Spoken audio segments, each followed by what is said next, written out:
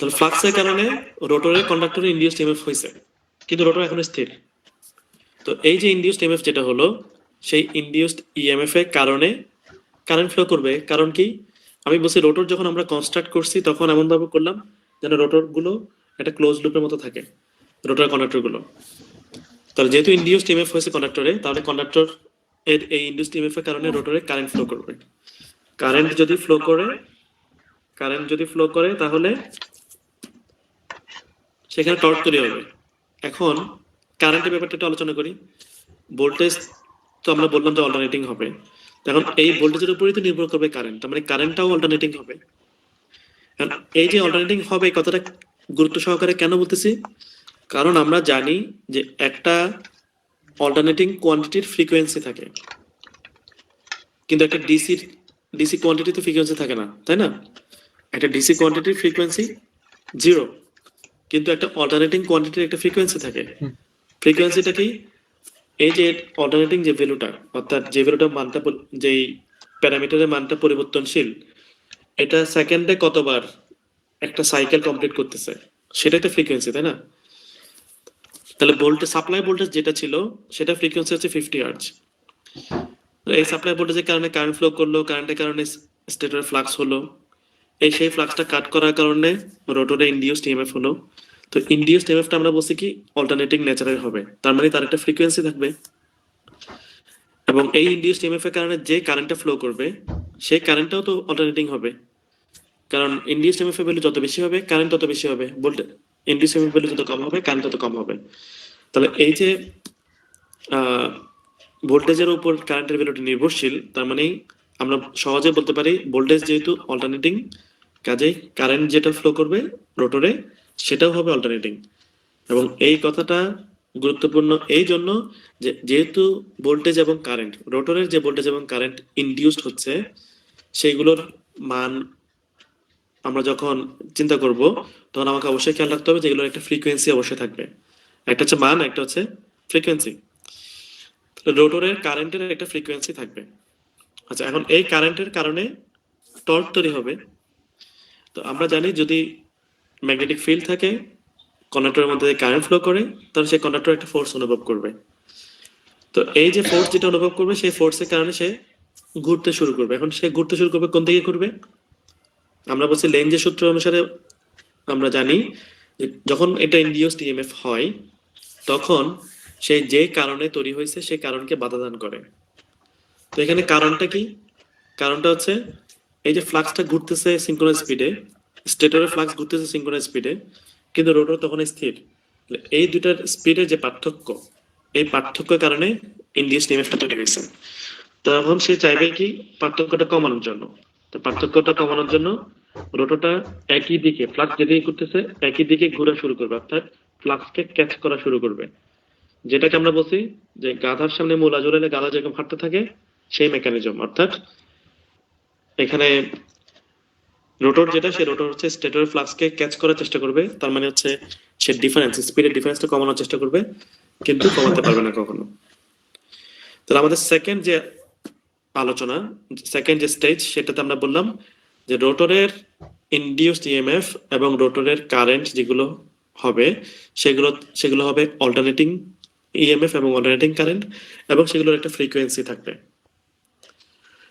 তারপর আমরা বললাম যে এখানে এই একটা টর্ক অনুভব করবে সবগুলো কন্ডাক্টর, এবং সেই টর্কের কারণে সে ঘোরা শুরু করবে, এবং ঘুরবে হচ্ছে স্টেটর ফ্লাক্স যেদিকে ঘুরতেছে রোটর সেদিকেই ঘুরবে, যেন সে রিলেটিভ স্পিডকে কমাতে পারে। তারপর থার্ড স্টেজে আমরা বলছি যে রোটর যখন ঘোরা শুরু করলো তখন রিলেটিভ স্পিড কমে যাচ্ছে, যত তার স্পিড বাড়তেছে রিলেটিভ স্পিড কমে যাচ্ছে। তো রিলেটিভ স্পিড যদি কমে যায়, তার মানে এই যে রিলেটিভ স্পিডের উপর যে ইনডিউসড ইএমএফ নির্ভর করে, সেই ইনডিউসড ইএমএফ এর মানটা কমে যাবে। আর ইনডিউসড ইএমএফ এর মান যদি কমে যায়, তার মানে ইনডিউসড ইএমএফ মান যদি কমে যায় তাহলে কি, যে কারেন্ট যেটা ফ্লো করছে সেই কারেন্টের মান কমবে। কারেন্টের মান যদি কমে তাহলে টর্কটা কমে যাবে। এভাবে যত স্পিড আপ হবে তত টর্কের ভ্যালু কমতে থাকবে। কোন টর্কের কথা বলতেছে এটা? এটা হচ্ছে রানিং টর্ক। একটা মোটর যখন ঘুরতে থাকে তখন যে টর্কটা আমরা পাই সেটাকে আমরা বলতেছি রানিং টর্ক। আচ্ছা, তাহলে এখন আমরা এই যে রোটেটিং ম্যাগনেটিক ফিল্ড এগুলো আলোচনা করার পরে কিভাবে একটা ইন্ডাকশন মোটর নিজে নিজে ঘুরতে পারে সেগুলো আলোচনা করছিলাম। আলোচনা করার পর তারপর আমরা এই যে রোটরের কারেন্টের যে ফ্রিকোয়েন্সি সেটা নিয়ে আলোচনা করছি। এরপর আমরা আলোচনা করছি হচ্ছে স্টার্টিং টর্ক এবং রোটেটিং টর্ক নিয়ে বা রানিং টর্ক নিয়ে।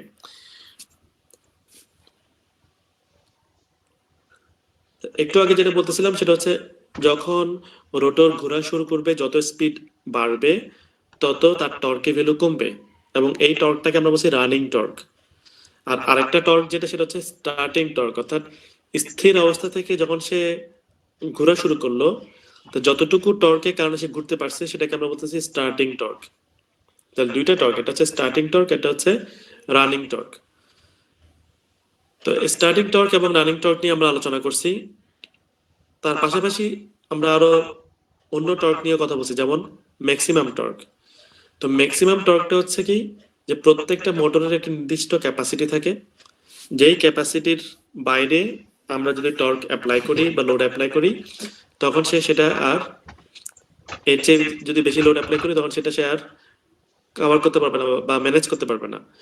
তাহলে ওই টর্কটা, যে টর্কটা হচ্ছে তার ম্যাক্সিমাম ক্যাপাসিটি, সেটাকে আমরা বলতেছি ম্যাক্সিমাম টর্ক। কিন্তু আমরা আরেকটা টর্কের কথা বলছি যেটা সেটা হচ্ছে ফুল লোড টর্ক। অর্থাৎ একজন একটা ম্যানুফ্যাকচারার যখন একটা মোটর ম্যানুফ্যাকচার করবে তখন আমাকে বলে দিবে যে এই মোটরটা ডিজাইন করা হয়েছে এতটুকু লোড নিয়ে চলার জন্য। তো তার কাজেই যখন আমাকে এই ইনফরমেশনটা বলে দিবে সেখানে উল্লেখ করা থাকবে যে কতটুকু কারেন্ট ফ্লো করলে অথবা কতটুকু স্পিডে সে রান করলে সে ফুল লোড স্পিডে চলবে সেটা ম্যানুফ্যাকচারার বলে দিবে। তখন আমরা বুঝবো যে আচ্ছা এই মোটরটার জন্য ফুল লোড স্পিড বলতে এটাই বোঝানো হচ্ছে বা ফুল লোড টর্ক বলতে এই ভ্যালুটা বোঝানো হচ্ছে। তাহলে ফুল লোড টর্কটা কি? একটা ম্যানুফ্যাকচারার যেই ভ্যালুর টর্ক কে চালানোর জন্য রিকমেন্ড করছে সেই ভ্যালুটাকে আমরা বলতেছি ফুল লোড টর্ক। অর্থাৎ আমাকে ম্যানুফ্যাকচারার বলে দিচ্ছে যে এতটুকু পর্যন্ত টর্ক এটা ডেভেলপ করতে পারবে, এর চেয়ে বেশি টর্ক ডেভেলপ করতে গেলে এটা মেশিনের জন্য সমস্যা হবে। তো কাজেই এটা হচ্ছে এই মেশিনটার জন্য ফুল লোড টর্ক। তো কি কি টর্ক বললাম? স্টার্টিং টর্ক, অর্থাৎ স্থির অবস্থা থেকে যখন সে চলা শুরু করে তখন যে টর্ক সেটা স্টার্টিং টর্ক। রানিং অবস্থায় যে টর্কটা সে ডেভেলপ করতে সেটা হচ্ছে রানিং টর্ক। ম্যাক্সিমাম একটা মোটর টর্ক যেটা ডেভেলপ করতে পারে যার যে ভ্যালুতে বেশি যদি আমি পেতে চাই তখন সেই মোটরটা স্টপ হয়ে যাবে, সেটা হচ্ছে ম্যাক্সিমাম টর্ক। আর এটা হচ্ছে ফুল লোড টর্ক, অর্থাৎ যেই টর্কে আমি মোটরটাকে অপারেট করালে কোনো সমস্যা নাই, এটা কোনো ক্ষতি হবে না, কারণ ম্যানুফ্যাকচারার সেভাবে ডিজাইন করছে, সেটা হচ্ছে ফুল লোড টর্ক।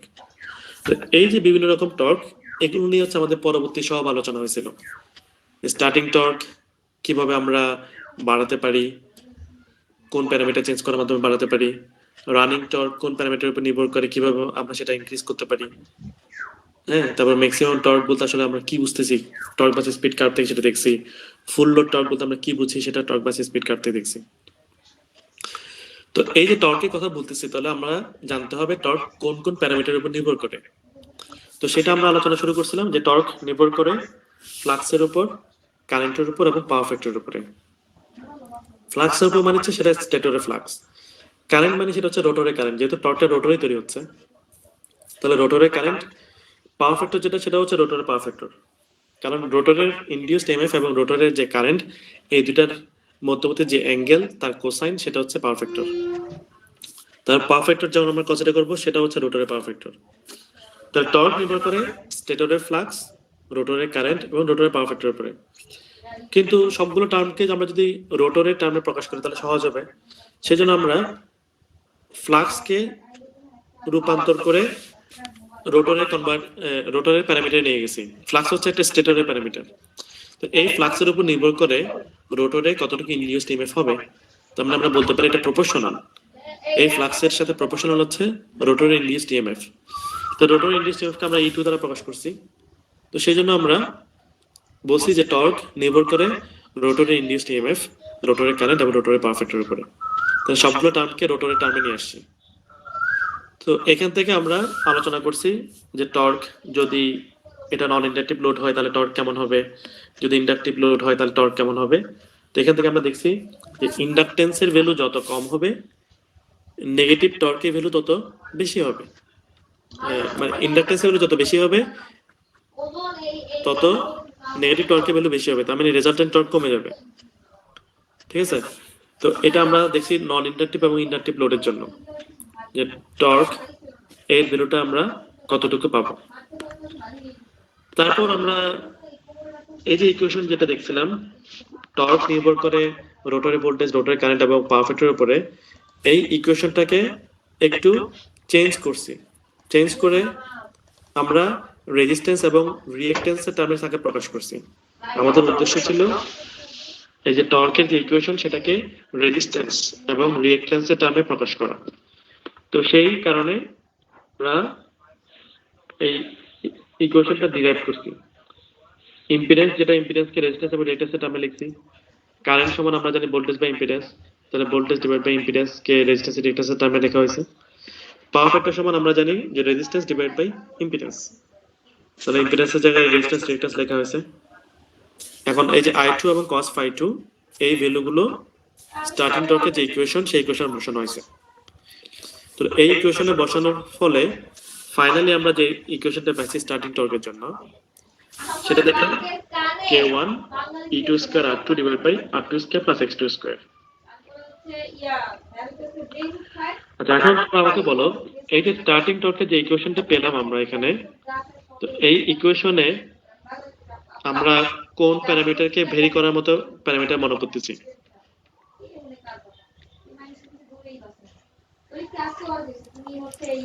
বুঝতে স্যার পারছো? রিঅ্যাকট্যান্সটা স্যার। স্যার কি রিঅ্যাকট্যান্স, হ্যাঁ বুঝি নাই।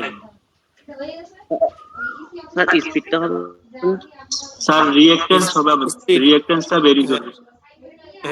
স্পিড তো টর্কের উপর নির্ভর করতেছে। আমি বলছি যে এই যে ইকুয়েশন, যেটা স্টার্টিং টর্কের যে ইকুয়েশনটা, এই ইকুয়েশনে আমরা কোন কোন প্যারামিটার গুলো চেঞ্জ করতে পারি। স্যার এখানে আমাদের রিঅ্যাকট্যান্সটা চেঞ্জ হবে স্যার। না, রিঅ্যাকট্যান্সটা চেঞ্জ হবে না।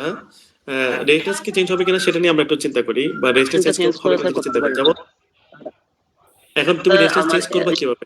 না স্যার রেজিস্ট্যান্স চেঞ্জ হবে না, রিঅ্যাকট্যান্স চেঞ্জ হবে স্যার। আচ্ছা, তোমাদের দুই রকম মতামত। কেউ বলতেছো, আচ্ছা এখন আমি বলি, দুই রকম মতামত পেলাম। একটা হচ্ছে কেউ বলছে রেজিস্ট্যান্স চেঞ্জ হবে, কেউ বলছে রিঅ্যাকট্যান্স চেঞ্জ হবে। তো একটা বিষয় খেয়াল করো, একটা কয়েল তুমি পেঁচাইছো অথবা একটা কন্ডাক্টর তুমি সেখানে সেট করছো, তো সেই কন্ডাক্টরের রেজিস্ট্যান্স এবং রিঅ্যাকট্যান্সের মান তো ফিক্স থাকবে, তাই না? তুমি যদি কন্ডাক্টর যদি চেঞ্জ না করো, কন্ডাক্টরের যদি লেংথ চেঞ্জ না করো, বা কন্ডাক্টর যদি রিপ্লেস না করো, তাহলে তার রেজিস্ট্যান্স এবং রিঅ্যাকট্যান্স তো চেঞ্জ হবে না, ঠিক কিনা? বুঝতে পারছো কথাটা? রেজিস্ট্যান্স এবং রিঅ্যাকট্যান্স চেঞ্জ হবে কখন?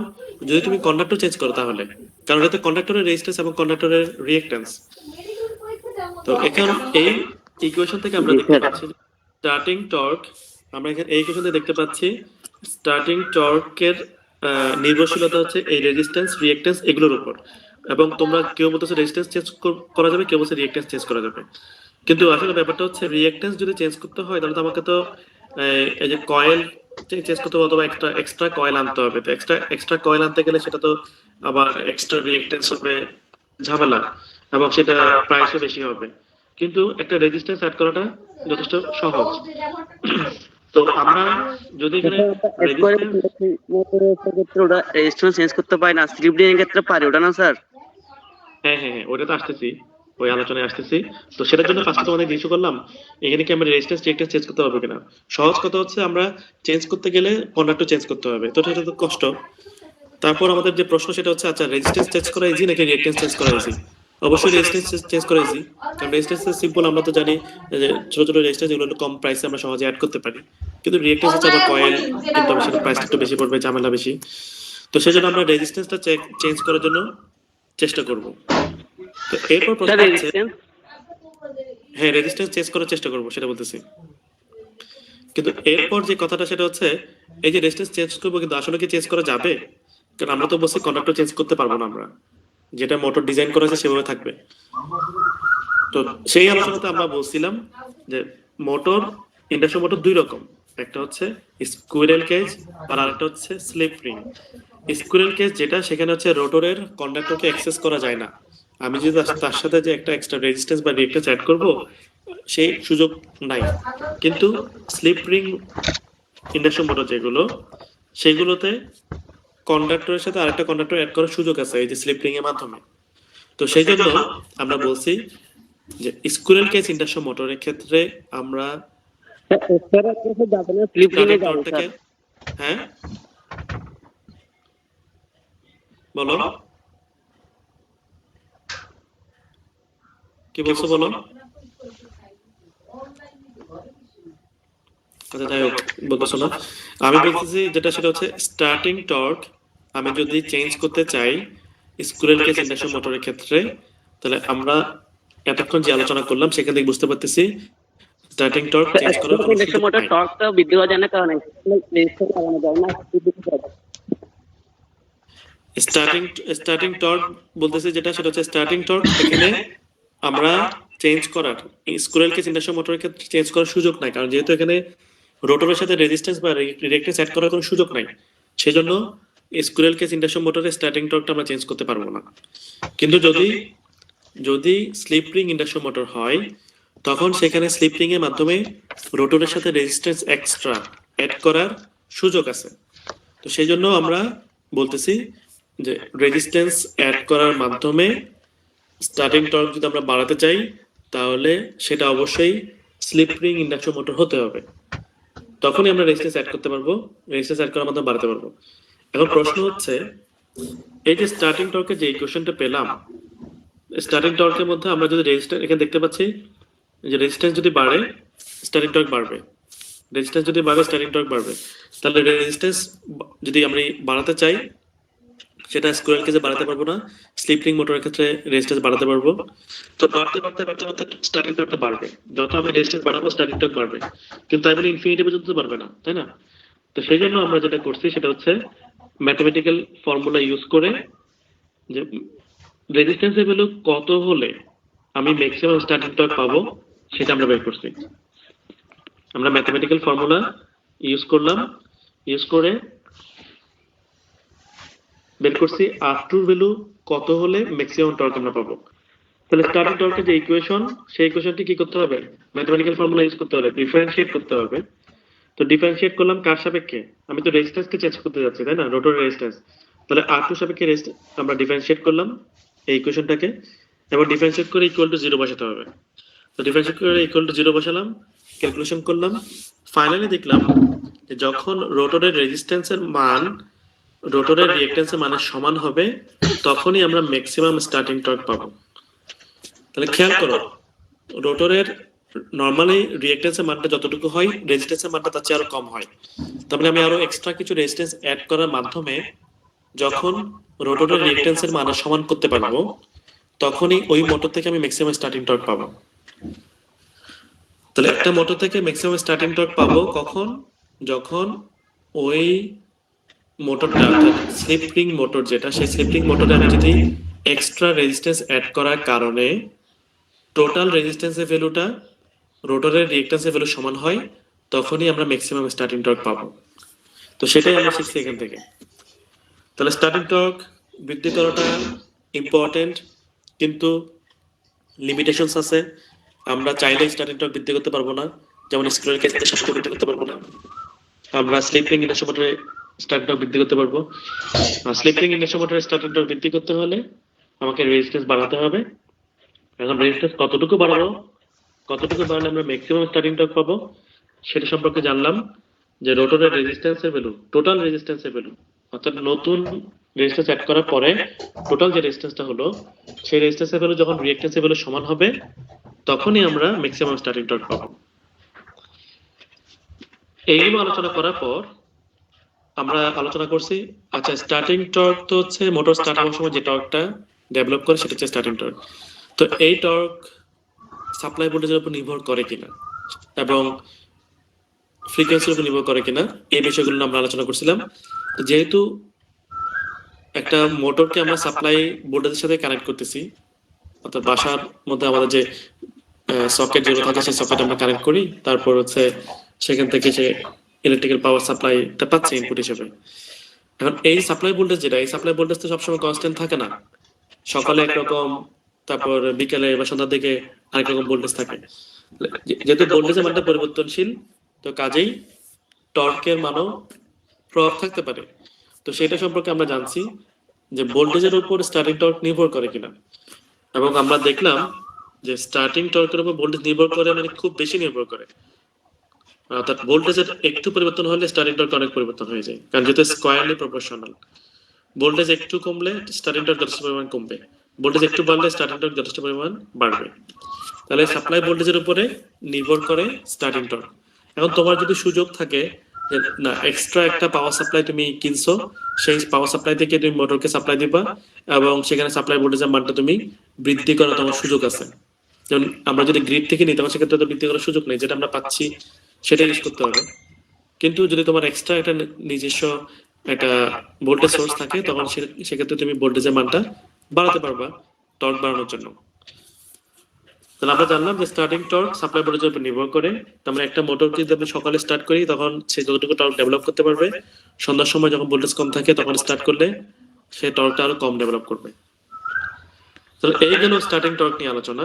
তারপর মোটর ঘোরা শুরু করলো, ঘুরতে ঘুরতে সে সিনক্রোনাস স্পিডে কাছাকাছি স্পিডে যাবে। তো যখন মোটর ঘুরতেছে একদম শুরু থেকেই, সে ঘোরা শুরু করার পর থেকেই যে টর্কটা সে ডেভেলপ করতেছে সিনক্রোনাস স্পিডে কাছাকাছি স্পিড পৌঁছানো পর্যন্ত, সেটাকে পুরোটাকে আমরা বলতেছি রানিং টর্ক। অর্থাৎ যখন সে ঘোরা শুরু করলো তখন থেকেই টর্কটাকে আমরা রানিং টর্ক বলতেছি। এই যে রানিং টর্ক, তো এই রানিং টর্কের জন্য আমরা ইকুয়েশন দেখলাম, এই রানিং টর্কের জন্য আমরা ইকুয়েশন দেখছি, এবং রানিং টর্ক নিয়ে যখন আলোচনা করছি তখন বলছি এটা খুবই গুরুত্বপূর্ণ যে রানিং টর্ক যখন আমরা হিসাব করব, তখন কয়েকটা প্যারামিটারের ভ্যালু যে চেঞ্জ হয়ে যায়, এটা আমাকে অবশ্যই খেয়াল রাখতে হবে। তার প্যারামিটার ভ্যালু কি চেঞ্জ হবে সেটা আমরা যদি কনসেপ্টটা ক্লিয়ার রাখি, তাহলে মনে রাখাটা ডিফিকাল্ট কোনো কিছু না। যেমন আমরা বললাম যে স্টেটর থেকে যে ফ্লাক্সটা পাচ্ছে, রোটেটিং ফ্লাক্স, সেটা রোটরের কন্ডাক্টরকে কাট করতেছে। তো যখন রোটরটা স্থির ছিল, তখন যে হারে কাট করতো, রোটর যখন ঘুরতেছে তখন তো একই হারে কাট করবে না, ভিন্ন হয়ে যাবে। তার মানে ভিন্ন যদি হয়, তার মানে রোটরের যে ইনডিউসড ইএমএফ হচ্ছে সেটাও তো চেঞ্জ হবে, তাই না? রিলেটিভ স্পিড যেহেতু কমে যাবে, তার মানে বা রিলেটিভ স্পিড যেহেতু চেঞ্জ হয়ে যাবে, তার মানে ইনডিউসড ইএমএফটা চেঞ্জ হবে। আমরা সহজেই বুঝতে পারতেছি একটা রোটর যখন ঘোরা শুরু করে তখন তার ইনডিউসড ইএমএফ এর মানটা কনস্ট্যান্ট থাকে না, সে কত স্পিডে ঘুরতেছে তার উপর নির্ভর করবে ইনডিউসড ইএমএফ এর মান কত হবে। তাহলে রোটরের স্পিড এবং স্টেটরের ফ্লাক্সের স্পিড, এই দুটো স্পিডের মধ্যে পার্থক্য যত কম হবে, ইনডিউসড ইএমএফ এর মানটা তত কম হবে। পার্থক্য যত বেশি হবে, ইনডিউসড ইএমএফ এর মানটা তত বেশি হবে। তাহলে আমরা বলতেছি এখানে প্যারামিটার চেঞ্জ হচ্ছে ইনডিউসড ইএমএফ, একটা বুঝলাম। আচ্ছা, এখন এই ইনডিউসড ইএমএফ এর উপরেই তো নির্ভর করবে কারেন্ট কতটুকু ফ্লো করবে, তাই না? তার মানে রানিং অবস্থার কারেন্টটা এটা পরিবর্তন হয়, রানিং অবস্থায় কারেন্টটা পরিবর্তন হলো। এরপর অন্য যে প্যারামিটার গুলো বুঝতে অসুবিধা হতে পারে যদি কনসেপ্টে ক্লিয়ার না থাকে, সেটা সম্পর্কে বলতেছি। তো আমরা তো বললাম যে একটা রোটরে যে ইনডিউসড ইএমএফ হয় সেটা হচ্ছে অল্টারনেটিং, অর্থাৎ সাইনোসয়েডাল ওয়েভ শেপের মতো। এই ইনডিউসড ইএমএফ এর কারণে যে কারেন্টটা হয় সেটাও হবে অল্টারনেটিং। তাহলে অল্টারনেটিং এটা কোয়ান্টিটি তো ফ্রিকোয়েন্সি থাকে, তাই না? তাহলে এখন আমরা বলছি যে রোটরের যে কারেন্টটা হবে সেই কারেন্টের ফ্রিকোয়েন্সিটা ফিক্স থাকবে না। আমাদের সাপ্লাই ভোল্টেজের ফ্রিকোয়েন্সি কিন্তু আমরা বলছি ফিক্সড। স্টেটরে যে সাপ্লাই ভোল্টেজটা দিচ্ছি সেটার ফ্রিকোয়েন্সি হচ্ছে 50 হার্টজ, কিন্তু রোটরে এসে দেখা যাচ্ছে রোটরের যে ইনডিউসড ইএমএফ এবং এই ইনডিউসড ইএমএফ এর কারণে যে কারেন্ট ফ্লো করতেছে তাদের ফ্রিকোয়েন্সি পরিবর্তনশীল হয়ে যাচ্ছে। তাহলে এটা একটা অনেক বড় পরিবর্তন। স্টেটরে ফ্রিকোয়েন্সি কোনো পরিবর্তন হচ্ছে না, কিন্তু রোটরে এসে এটার স্পিডের উপরে ফ্রিকোয়েন্সিটা নির্ভর করতেছে। এবং আমরা দেখছিলাম ইকুয়েশন এফ প্রাইম, অর্থাৎ রোটর যখন ঘোরা শুরু করবে তখন যে স্পিড, তখন যে কারেন্টের ফ্রিকোয়েন্সিটা আমরা পাবো সেটাকে যদি আমরা এফ প্রাইম বলি, আমরা দেখছি এফ প্রাইম ইকুয়াল টু হচ্ছে এস ইন্টু এফ, যেখানে এস হচ্ছে যে স্পিডের পার্থক্য করে বোঝানো হয়। তাহলে পার্থক্য যত কম হবে, স্পিডের পার্থক্য যত কম হবে, রোটরের কারেন্টের ফ্রিকোয়েন্সি তত কম হবে।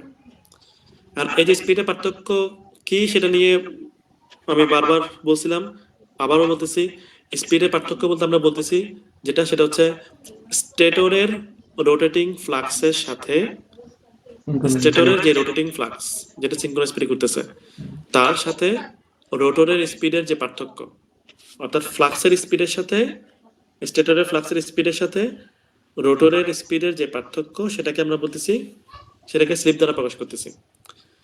তাহলে যত বেশি পার্থক্য যত কমবে তত ফ্রিকোয়েন্সিটাও কমবে।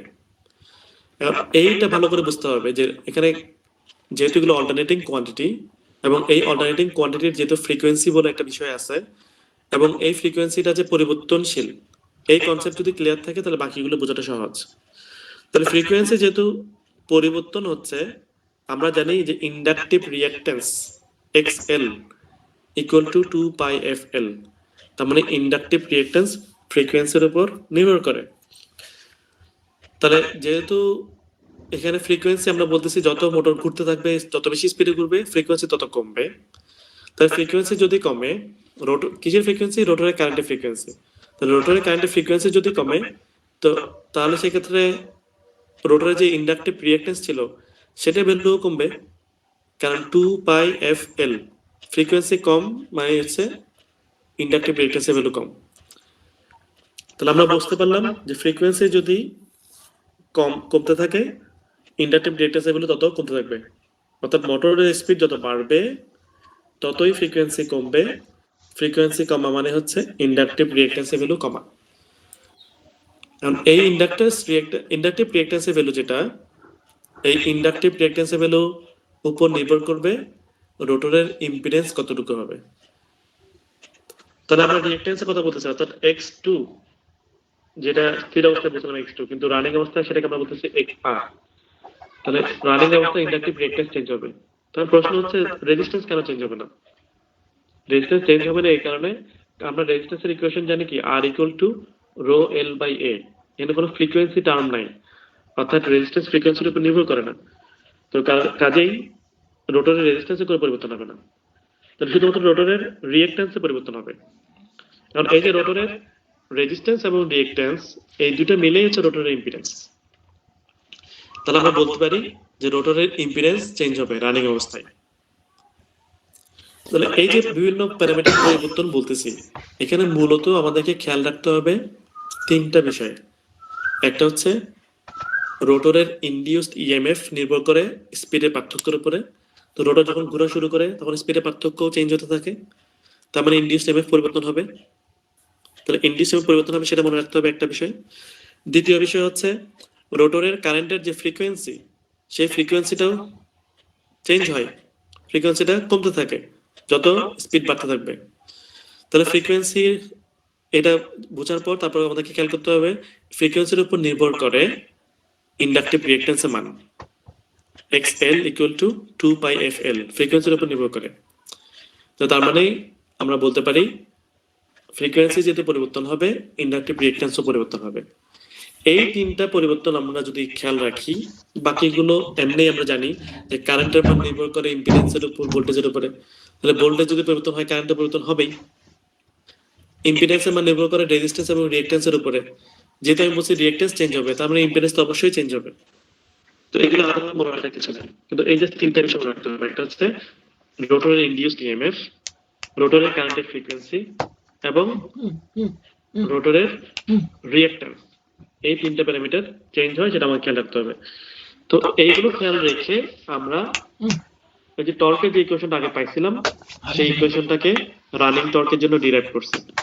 রানিং টর্কের জন্য ডিরাইভ করে আমরা দেখলাম রানিং টর্কের ইকুয়েশন হচ্ছে K1 S E2 square R2 by Z R square. এখানে শুধু স্লিপ টার্ম যুক্ত হয়, R2 square plus S X2 square. স্লিপ টার্মগুলো এখানে যুক্ত হয়েছে। এখন এখানে ইকুয়েশন কিভাবে ডিরাইভ করা হয়েছিল বিস্তারিত আমরা পড়ছি, তো এখানে আমি ওটা নিয়ে আলোচনা করতেছি না। তো আমাদের ফাইনালি রানিং টর্কের ইকুয়েশন পাইছিলাম এটা। আচ্ছা, এরপর আমরা ম্যাক্সিমাম রানিং টর্ক পাওয়ার যে কন্ডিশন, সেই কন্ডিশনটা বের করছি এবং কন্ডিশনটা আগের মতোই বের করলাম। রানিং টর্কের যে ইকুয়েশন সেটাকে ডিফারেন্সিয়েট করছি, ডিফারেন্সিয়েট করে তারপর সেখানে ভ্যালুটা ইকুয়াল টু 0 বসাইছি। আচ্ছা, আমার কথার মধ্যে আমি একটু 2 মিনিটের ব্রেক দিচ্ছি।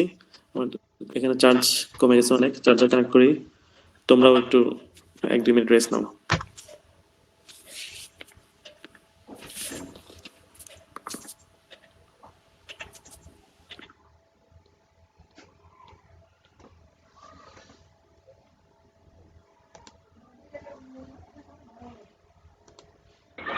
রাকেশ 3 ফেজ ইন্ডাকশন মোটর এবং সিঙ্গেল ফেজ ইন্ডাকশন মোটর নিয়ে সেই আলোচনাটা একটু রিভিউ করার প্ল্যান করছি, যেন তোমাদের নেক্সট উইকে যে ক্লাস টেস্টটা নিব সেটার জন্য তোমরা সহজে স্টাডি করতে পারো, সেজন্য। ক্লাস টেস্ট কি স্যার পুরোটার উপর নেবেন? হ্যাঁ হ্যাঁ, যা কিছু পড়ানো হয়েছে পুরোটার উপরে, 3 ফেজ ইন্ডাকশন মোটর এবং সিঙ্গেল ফেজ ইন্ডাকশন মোটর যা কিছু পড়ানো হয়েছে পুরোটার উপরে, সেজন্য আমি এগুলো রিভিউ করতেছি। আচ্ছা, হ্যাঁ বুঝে নেই স্যার আমরা ক্লাসটা মিস করলাম বলছি স্যার, এখন এই স্যার জানতে যে ক্লাসটা হচ্ছে স্যার। ক্লাস মিস করছো? জি স্যার। কেন বুঝে নেই? না স্যার ক্লাসটা স্যার 6টার দিকে ছিল না স্যার, তো স্যার আমি স্যার অনলাইনে আসছি স্যার একটু আগে, তখন জানছি ক্লাসটা হচ্ছে আর কি। স্যার সমস্যা নেই আচ্ছা আচ্ছা, সেজন্য আমি আসলে খুবই দুঃখিত, এটা আমি খুব লাস্ট মোমেন্টে তোমাদেরকে বলতে হয়েছে, আগে থেকে প্ল্যান করিনি আমি। তোমাদেরকে তো ক্লাসের লিঙ্কও দিয়েছিলাম 6টায় জয়েন করার জন্য, কিন্তু হঠাৎ একটা কাজ পড়ে গেছে জরুরি, সেই কারণে হচ্ছে তোমাদেরকে আবার কুইক জানাইছি আসার জন্য।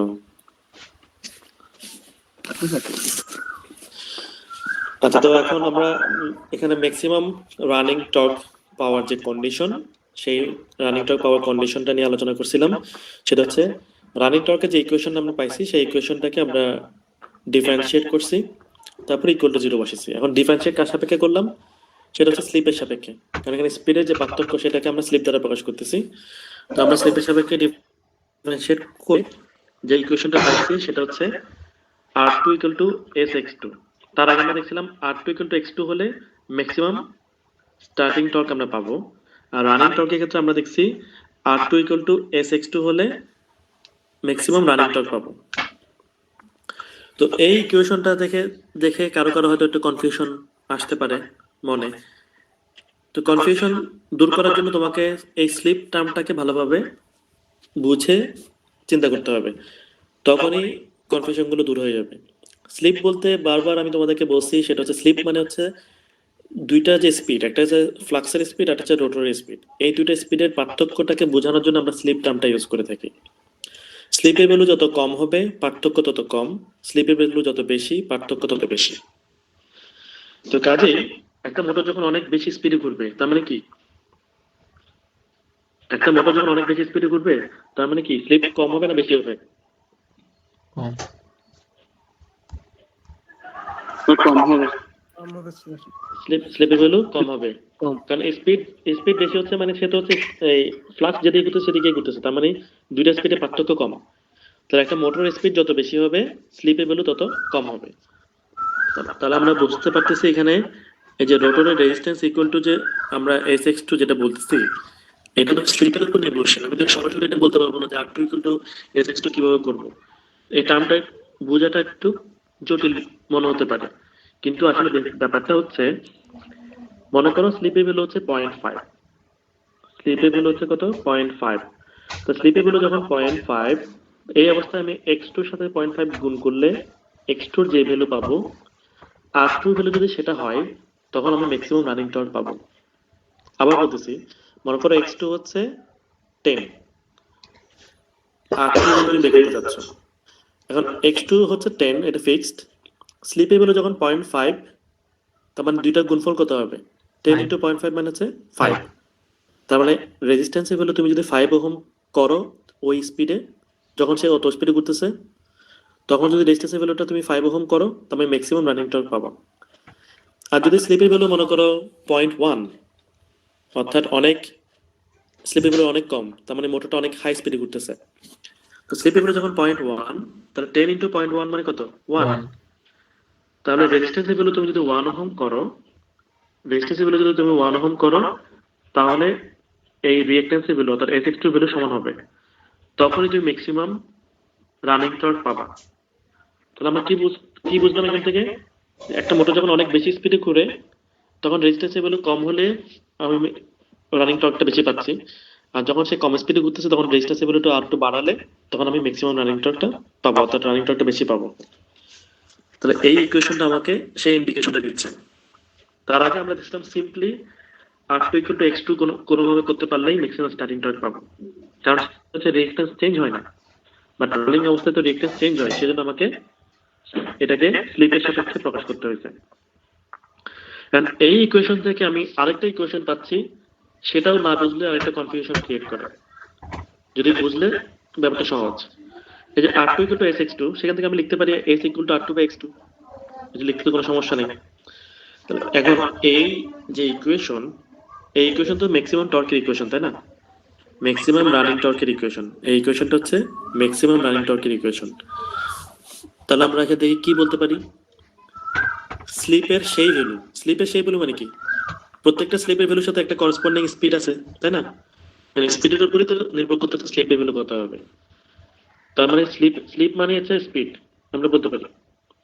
তাহলে আমরা এখানে বলতে পারি যে স্পিডের সেই ভ্যালু বোঝাচ্ছে যেই ভ্যালুতে R2 বাই X2, আমরা মনে করো R2 হচ্ছে 20, X2 হচ্ছে মনে করো 10, তাহলে 20/10 না, X2 তো বড় হবে, মনে করো R2 হচ্ছে 10, X2 হচ্ছে 20, তাহলে R2 বাই X2 মানে হচ্ছে কত? 0.5, তার মানে স্লিপের ভ্যালু হচ্ছে কত? 0.5। তাহলে যখন স্লিপের ভ্যালু 0.5 হবে তখন আমরা ম্যাক্সিমাম টর্ক পাবো। কিন্তু কখন? এই যে রানিং অবস্থার X2 যদি, আমরা বলছি কি X2 যদি 20 ওহম হয়, R2 হচ্ছে 10, X2 হচ্ছে 20, যদি X2 20 ওহম হয় তখন, কিন্তু X2 যদি 20 ওহম না হয়, সেটা যদি 15 ওহম হয়, তার মানে স্লিপের ভ্যালু চেঞ্জ হবে, তাই না? তাহলে স্লিপের যেই ভ্যালুতে আমি ম্যাক্সিমাম টর্ক পাবো, খেয়াল করো এই যে R2 বা X2 যে অনুপাতটা, এই অনুপাত তো পরিবর্তনশীল, তাহলে এই অনুপাতের উপর নির্ভর করবে স্লিপের কোন ভ্যালুতে আমি ম্যাক্সিমাম টর্ক পাবো। এই কথাটা কি বোঝাচ্ছি? যেমন আমরা দেখছি এই কার্ভটা, এখানে তিনটা কার্ভ দেখছি আমরা। তাহলে প্রথম কার্ভে দেখতে পাচ্ছি ম্যাক্সিমাম টর্ক পাইছি স্লিপের এই ভ্যালুতে 0.2 তে। পরের কার্ভে দেখতে পাচ্ছি ম্যাক্সিমাম টর্ক পাইছি কখন? স্লিপের অন্য একটা ভ্যালুতে, সেটা হচ্ছে 0.4।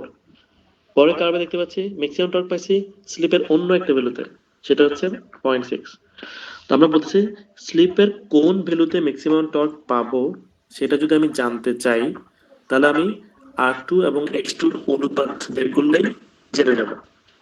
R2 এবং X2 এই দুটো ভ্যালুর যদি অনুপাত করি, তাহলে আমি বুঝতে পারবো আমি ম্যাক্সিমাম টর্ক স্লিপের কোন ভ্যালুতে পাবো। তো এটাই এখানে বলতেছি ম্যাক্সিমাম রানিং টর্ক। তারপর ম্যাক্সিমাম রানিং টর্কের আমরা যে ইকুয়েশন পাইছি, সেই ইকুয়েশন থেকে আমরা কিছু কনক্লুশন ড্র করতেছি। কনক্লুশন যেটা ড্র করলাম সেখানে আমরা দেখলাম, এই যে দেখো ম্যাক্সিমাম রানিং টর্কের ইকুয়েশনটা পাইছিলাম K1 E2²/2x2। তো এখানে তো সবই দেখা যাচ্ছে মোটামুটি কনস্ট্যান্ট, এখানে R2 কোনো টার্ম এখানে নাই। স্টার্টিং টর্কের জন্য আমরা ম্যাক্সিমাম স্টার্টিং টর্কের জন্য আমরা রেজিস্ট্যান্স অ্যাড করছি, কিন্তু এখানে আমরা দেখতেছি যে রেজিস্ট্যান্সের উপর ম্যাক্সিমাম স্টার্টিং টর্কের মান নির্ভর করে না। এই ইকুয়েশনটা আমাকে বলতেছে এখানে কোনো রেজিস্ট্যান্স নাই, তার মানে ম্যাক্সিমাম রানিং টর্ক কত হবে সেটা রেজিস্ট্যান্সের উপর নির্ভর করে না। এই যে এটা করে না, সেটা আমরা এটা যে নির্ভর করতেছে না, সেটা আমরা দেখছি এই কার্ভ থেকে। এই কার্ভের মধ্যে প্রথম কার্ভটা হচ্ছে যখন রেজিস্ট্যান্সের ভ্যালু R, পরের কার্ভটা হচ্ছে যখন রেজিস্ট্যান্সের ভ্যালু 4R, পরের কার্ভটা হচ্ছে যখন রেজিস্ট্যান্সের ভ্যালু 6R। তার মানে রেজিস্ট্যান্সের ভ্যালু পরিবর্তন হয়েছে। তো রেজিস্ট্যান্সের ভ্যালু পরিবর্তন করার কারণে কার্ভের শেপ চেঞ্জ হয়েছে, অর্থাৎ কার্ভের পজিশনটা চেঞ্জ হয়েছে, কিন্তু প্রত্যেকটা কার্ভ থেকে আমি ম্যাক্সিমাম টর্কের যে ভ্যালুটা দেখতেছি, এই ম্যাক্সিমাম ভ্যালুর মান, ম্যাক্সিমাম টর্কের ভ্যালুটা চেঞ্জ হয়নি। রেজিস্ট্যান্সের ভ্যালু চেঞ্জ হয়েছে, কিন্তু ম্যাক্সিমাম টর্কের মানটা একই রয়ে গেছে। তো সেটা তো আমরা ইকুয়েশন থেকে দেখছি যে ম্যাক্সিমাম টর্কের মান রেজিস্ট্যান্সের উপর নির্ভর করে না, কিন্তু নির্ভর করে কিসের উপর? রিঅ্যাকট্যান্সের উপর। রিঅ্যাকট্যান্স কমলে ম্যাক্সিমাম টর্ক বাড়বে, তো সেটা আমাকে খেয়াল রাখতে হবে। কিন্তু এখানে সেকেন্ড যে কনক্লুশনটা বলছে, এটা একটু আগে যেটা বললাম, যে স্লিপের কোন ভ্যালুতে ম্যাক্সিমাম টর্কটা পাবো, এই ভ্যালুটা নির্ভর করতেছে রেজিস্ট্যান্সের উপর। আমি রেঞ্জটা চেঞ্জ করলাম, তখনই দেখলাম স্লিপের কোন ভ্যালুতে ম্যাক্সিমাম টর্ক পাবো সেটা চেঞ্জ হয়ে গেছে। আবার রেঞ্জটা চেঞ্জ করলাম, দেখলাম স্লিপের যে ভ্যালুতে ম্যাক্সিমাম টর্ক পাবো সেটা চেঞ্জ হয়ে গেছে। তাহলে এটা হচ্ছে আরেকটা গুরুত্বপূর্ণ সিদ্ধান্ত এখানে ছিল। তারপর আমরা দেখছি যে ম্যাক্সিমাম টর্ক যেটা সেটা E2 স্কয়ারের সাথে E2 এর সাথে স্কয়ারলি প্রপোর্শনাল। E2 মানে হচ্ছে কি রোটরের স্ট্যান্ড স্টিল অবস্থার ইনডিউসড ইএমএফ। তো এই ইনডিউসড ইএমএফটা রোটরে কতটুকু ইনডিউসড ইএমএফ হবে সেটা নির্ভর করে ফ্লাক্সের উপরে, ফ্লাক্স নির্ভর করে সাপ্লাই ভোল্টেজের উপরে। তাহলে আমরা বলতে পারি ম্যাক্সিমাম রানিং টর্ক কতটুকু হবে সেটা সাপ্লাই ভোল্টেজের সাথে স্কয়ারলি প্রপোর্শনাল, সাপ্লাই ভোল্টেজের উপর নির্ভর করে। তাহলে সাপ্লাই ভোল্টেজ চেঞ্জ করলে ম্যাক্সিমাম রানিং টর্ক যেটা সেটাও চেঞ্জ হয়ে যাবে। তাহলে এই গুরুত্বপূর্ণ কনক্লুশন গুলো আমরা জানলাম। তারপর আমরা রোটরের টর্ক এবং স্লিপ কার্ভটা দেখছি, স্লিপ কার্ভটা দেখছি আমরা। সেখানে আলোচনা করছি যে টর্ক ভার্সেস স্লিপ কার্ভ যেটা, এই টর্ক ভার্সেস স্লিপ কার্ভের মধ্যে এক্স-অ্যাক্সিসে স্লিপের মান আমরা এখানে শো করি এবং speed percentage of synchronise speed percentage আকারে প্রকাশ করা হয়েছে। বুঝলাম যে এটা অনেকেই ভুল করে এখানে না বুঝার কারণে, এটাকে হয় এমএস লিখে দেয়, কিন্তু সিনক্রোনাইজ স্পিড তো কখনো 0 থেকে 1 পর্যন্ত হবে না, তাই না? এটা হচ্ছে সিনক্রোনাইজ স্পিডকে আমরা যদি 100% মনে করি, তাহলে রোটরের অ্যাকচুয়াল যে স্পিডটা সেটা সেই সিনক্রোনাইজ স্পিডের কত পার্সেন্ট সেই পার্সেন্টেজ আকারে প্রকাশ করা হয়েছে। 0.2 মানে হচ্ছে সিনক্রোনাইজ স্পিডের 20%, 0.4 মানে হচ্ছে সিনক্রোনাইজ স্পিডের 40%, এরকম। তাহলে এখানে এক্স অ্যাক্সিস হচ্ছে স্পিড এবং স্লিপ দেখানো হয়েছে, আর ওয়াই অ্যাক্সিসে টর্ক দেখানো হয়েছে। তো আমরা এখানে যে আলোচনাটা করছি সেই আলোচনার মধ্যে আমরা বলছি এই যে টর্ক ভার্সেস স্পিড কার্ভটা, এখানে দেখা যাচ্ছে টর্কটা লিনিয়ারলি বাড়তে থাকে, স্পিড যত কমতে থাকে, তার সিনক্রোনাইজ স্পিডের কাছাকাছি সে পৌঁছেছে তার চেয়ে আরো কমতেছে, লোড অ্যাপ্লাই করতেছে, স্পিড কমতেছে। তো স্পিড যত কমতে থাকে টর্ক তত বাড়তে থাকে এবং সেটা লিনিয়ারলি বাড়তে থাকে। কেন লিনিয়ারলি বাড়তে থাকে সেটা আমরা ইকুয়েশন থেকে আলোচনা করছি। তারপর বাড়তে বাড়তে বাড়তে বাড়তে একটা ম্যাক্সিমাম ভ্যালুতে সে পৌঁছাবে, অর্থাৎ তার ম্যাক্সিমাম যে ক্যাপাসিটি সেই ক্যাপাসিটি পর্যন্ত। তারপর আমরা দেখছি যে এই ক্যাপাসিটির পরে যদি আমরা আরো যদি লোড অ্যাপ্লাই করি, লোড অ্যাপ্লাই করা মানে হচ্ছে স্পিড কমে যাওয়া, আরো লোড অ্যাপ্লাই করলে আমার স্পিড কমে গেল, কিন্তু সে আর টর্ক ডেভেলপ করতে পারল না। তাহলে খেয়াল করো লোডের সাথে দুইটা প্যারামিটারের সম্পর্ক আছে। আমি লোড অ্যাপ্লাই করলে দুইটা পরিবর্তন হবে, একটা হচ্ছে স্পিডের পরিবর্তন, একটা হচ্ছে টর্কের পরিবর্তন। তো আমি যে লোড যেটা অ্যাপ্লাই করছি সেটা হচ্ছে মেকানিক্যাল টর্ক। তো এই মেকানিক্যাল টর্ককে সে ড্রাইভ করার জন্য সে ইলেকট্রিক্যাল টর্ক তৈরি করবে। তো আমরা দেখলাম মেকানিক্যাল, আমরা যখন লোড অ্যাপ্লাই করছি, লোড অ্যাপ্লাই করার কারণে কি হবে, স্পিড কমে যাবে। লোড অ্যাপ্লাই করার কারণে স্পিড কমে যাচ্ছে, কিন্তু ওই এক্সট্রা যে লোড অ্যাপ্লাই করছে সেটাকে ড্রাইভ করার জন্য সে টর্ক ডেভেলপ করছে।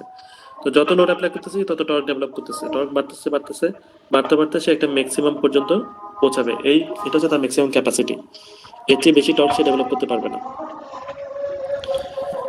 কারণ এই ম্যাক্সিমাম টর্ক ডেভেলপ করার পরে এরপর যদি আমি আরো লোড অ্যাপ্লাই করি, স্পিড কমবে, কিন্তু সে টর্ক আর বাড়াতে পারতেছে না, এখন টর্ক হচ্ছে কমে যাচ্ছে এবং অর্থাৎ তার ক্যাপাসিটি বাইরে চলে গেছে, সেজন্য সে স্টপ হয়ে যাবে ফাইনালি।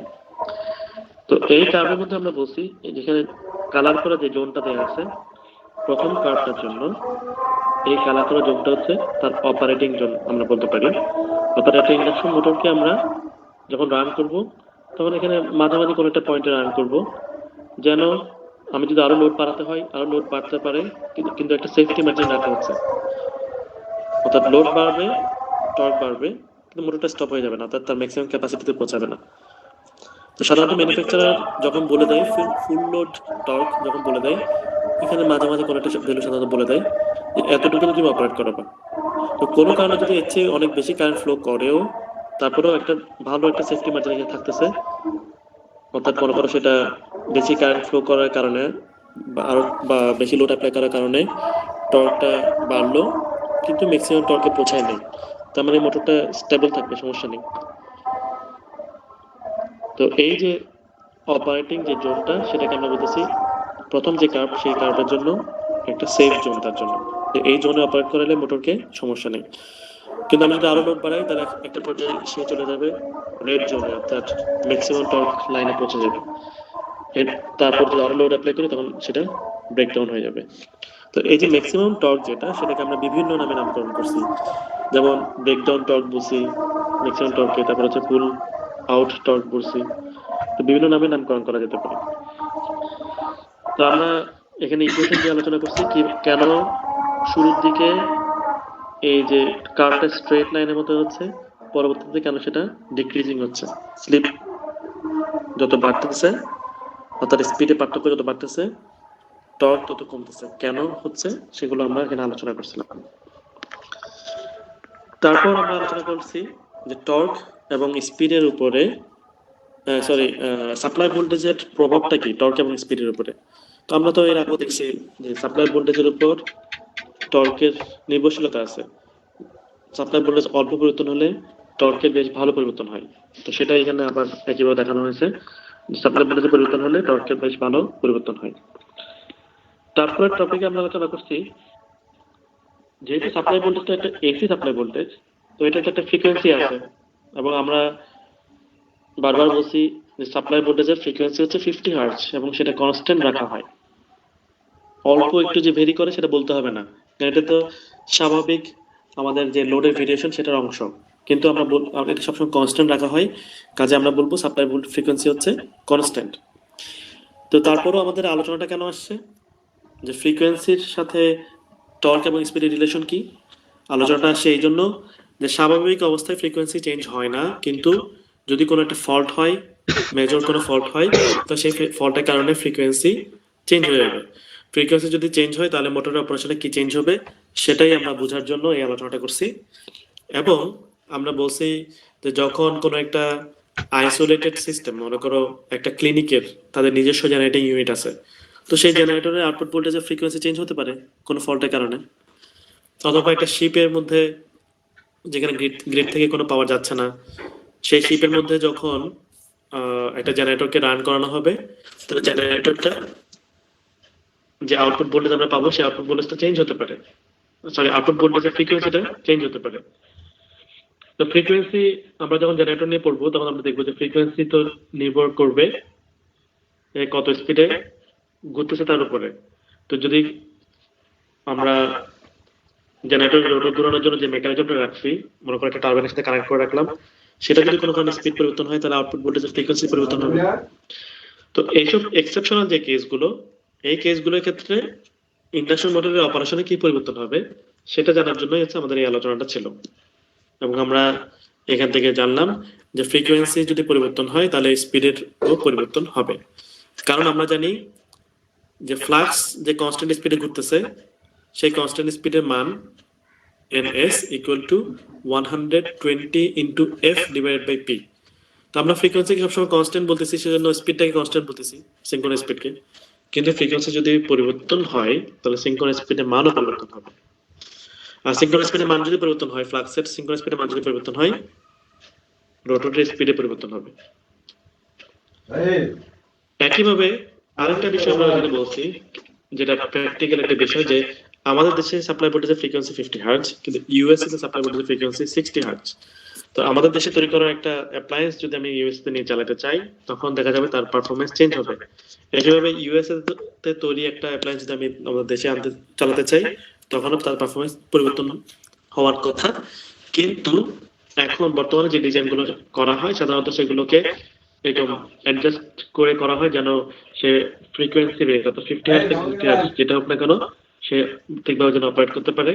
তারপর ভোল্টেজ লেভেল পরিবর্তনটাও সেভাবে ডিজাইন করে যে ভোল্টেজের লেভেল যদি পরিবর্তন হয় তারপরেও তার পারফরমেন্স যেন ঠিক থাকে সেভাবে ডিজাইন করা হয়।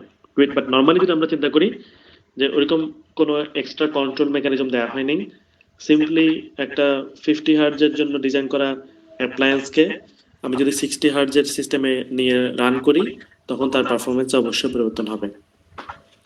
তো এগুলো হচ্ছে ফ্রিকোয়েন্সির ইম্প্যাক্ট স্পিডের উপর, টর্কের উপর। তারপর আমরা আলোচনা করছি ফুল লোড টর্ক এবং ম্যাক্সিমাম টর্ক নিয়ে। আচ্ছা আমরা এখন নামাজের বিরতি এখন দিয়ে দিই নাকি? জি স্যার। আচ্ছা, তাহলে আমরা এখন নামাজের বিরতি দিই, 10 মিনিট বিরতি দিই। এখন তো 6:05, 6:15 আবার শুরু করি।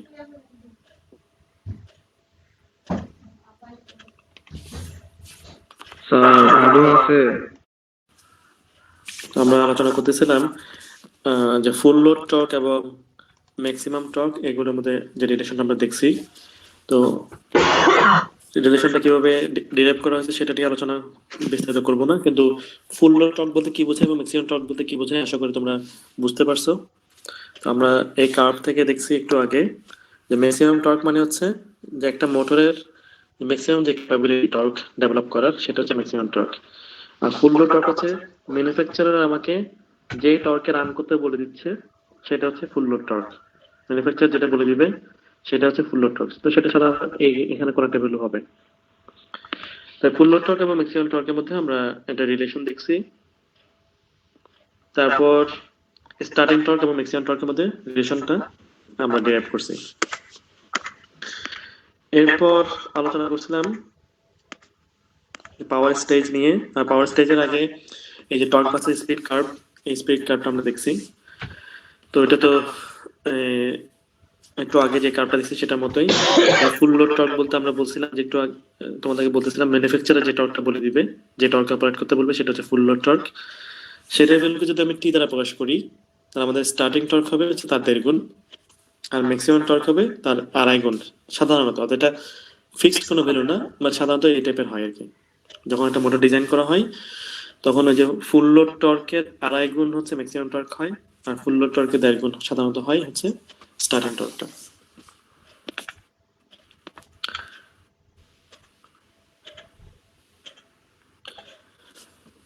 এরপর এখানে যে টর্ক ভার্সেস স্পিড কার্ভটা আমরা দেখছি, এই টর্ক ভার্সেস স্পিড কার্ভ আলোচনার সময় একটা গুরুত্বপূর্ণ আলোচনা করছিলাম। একটু 1 সেকেন্ড।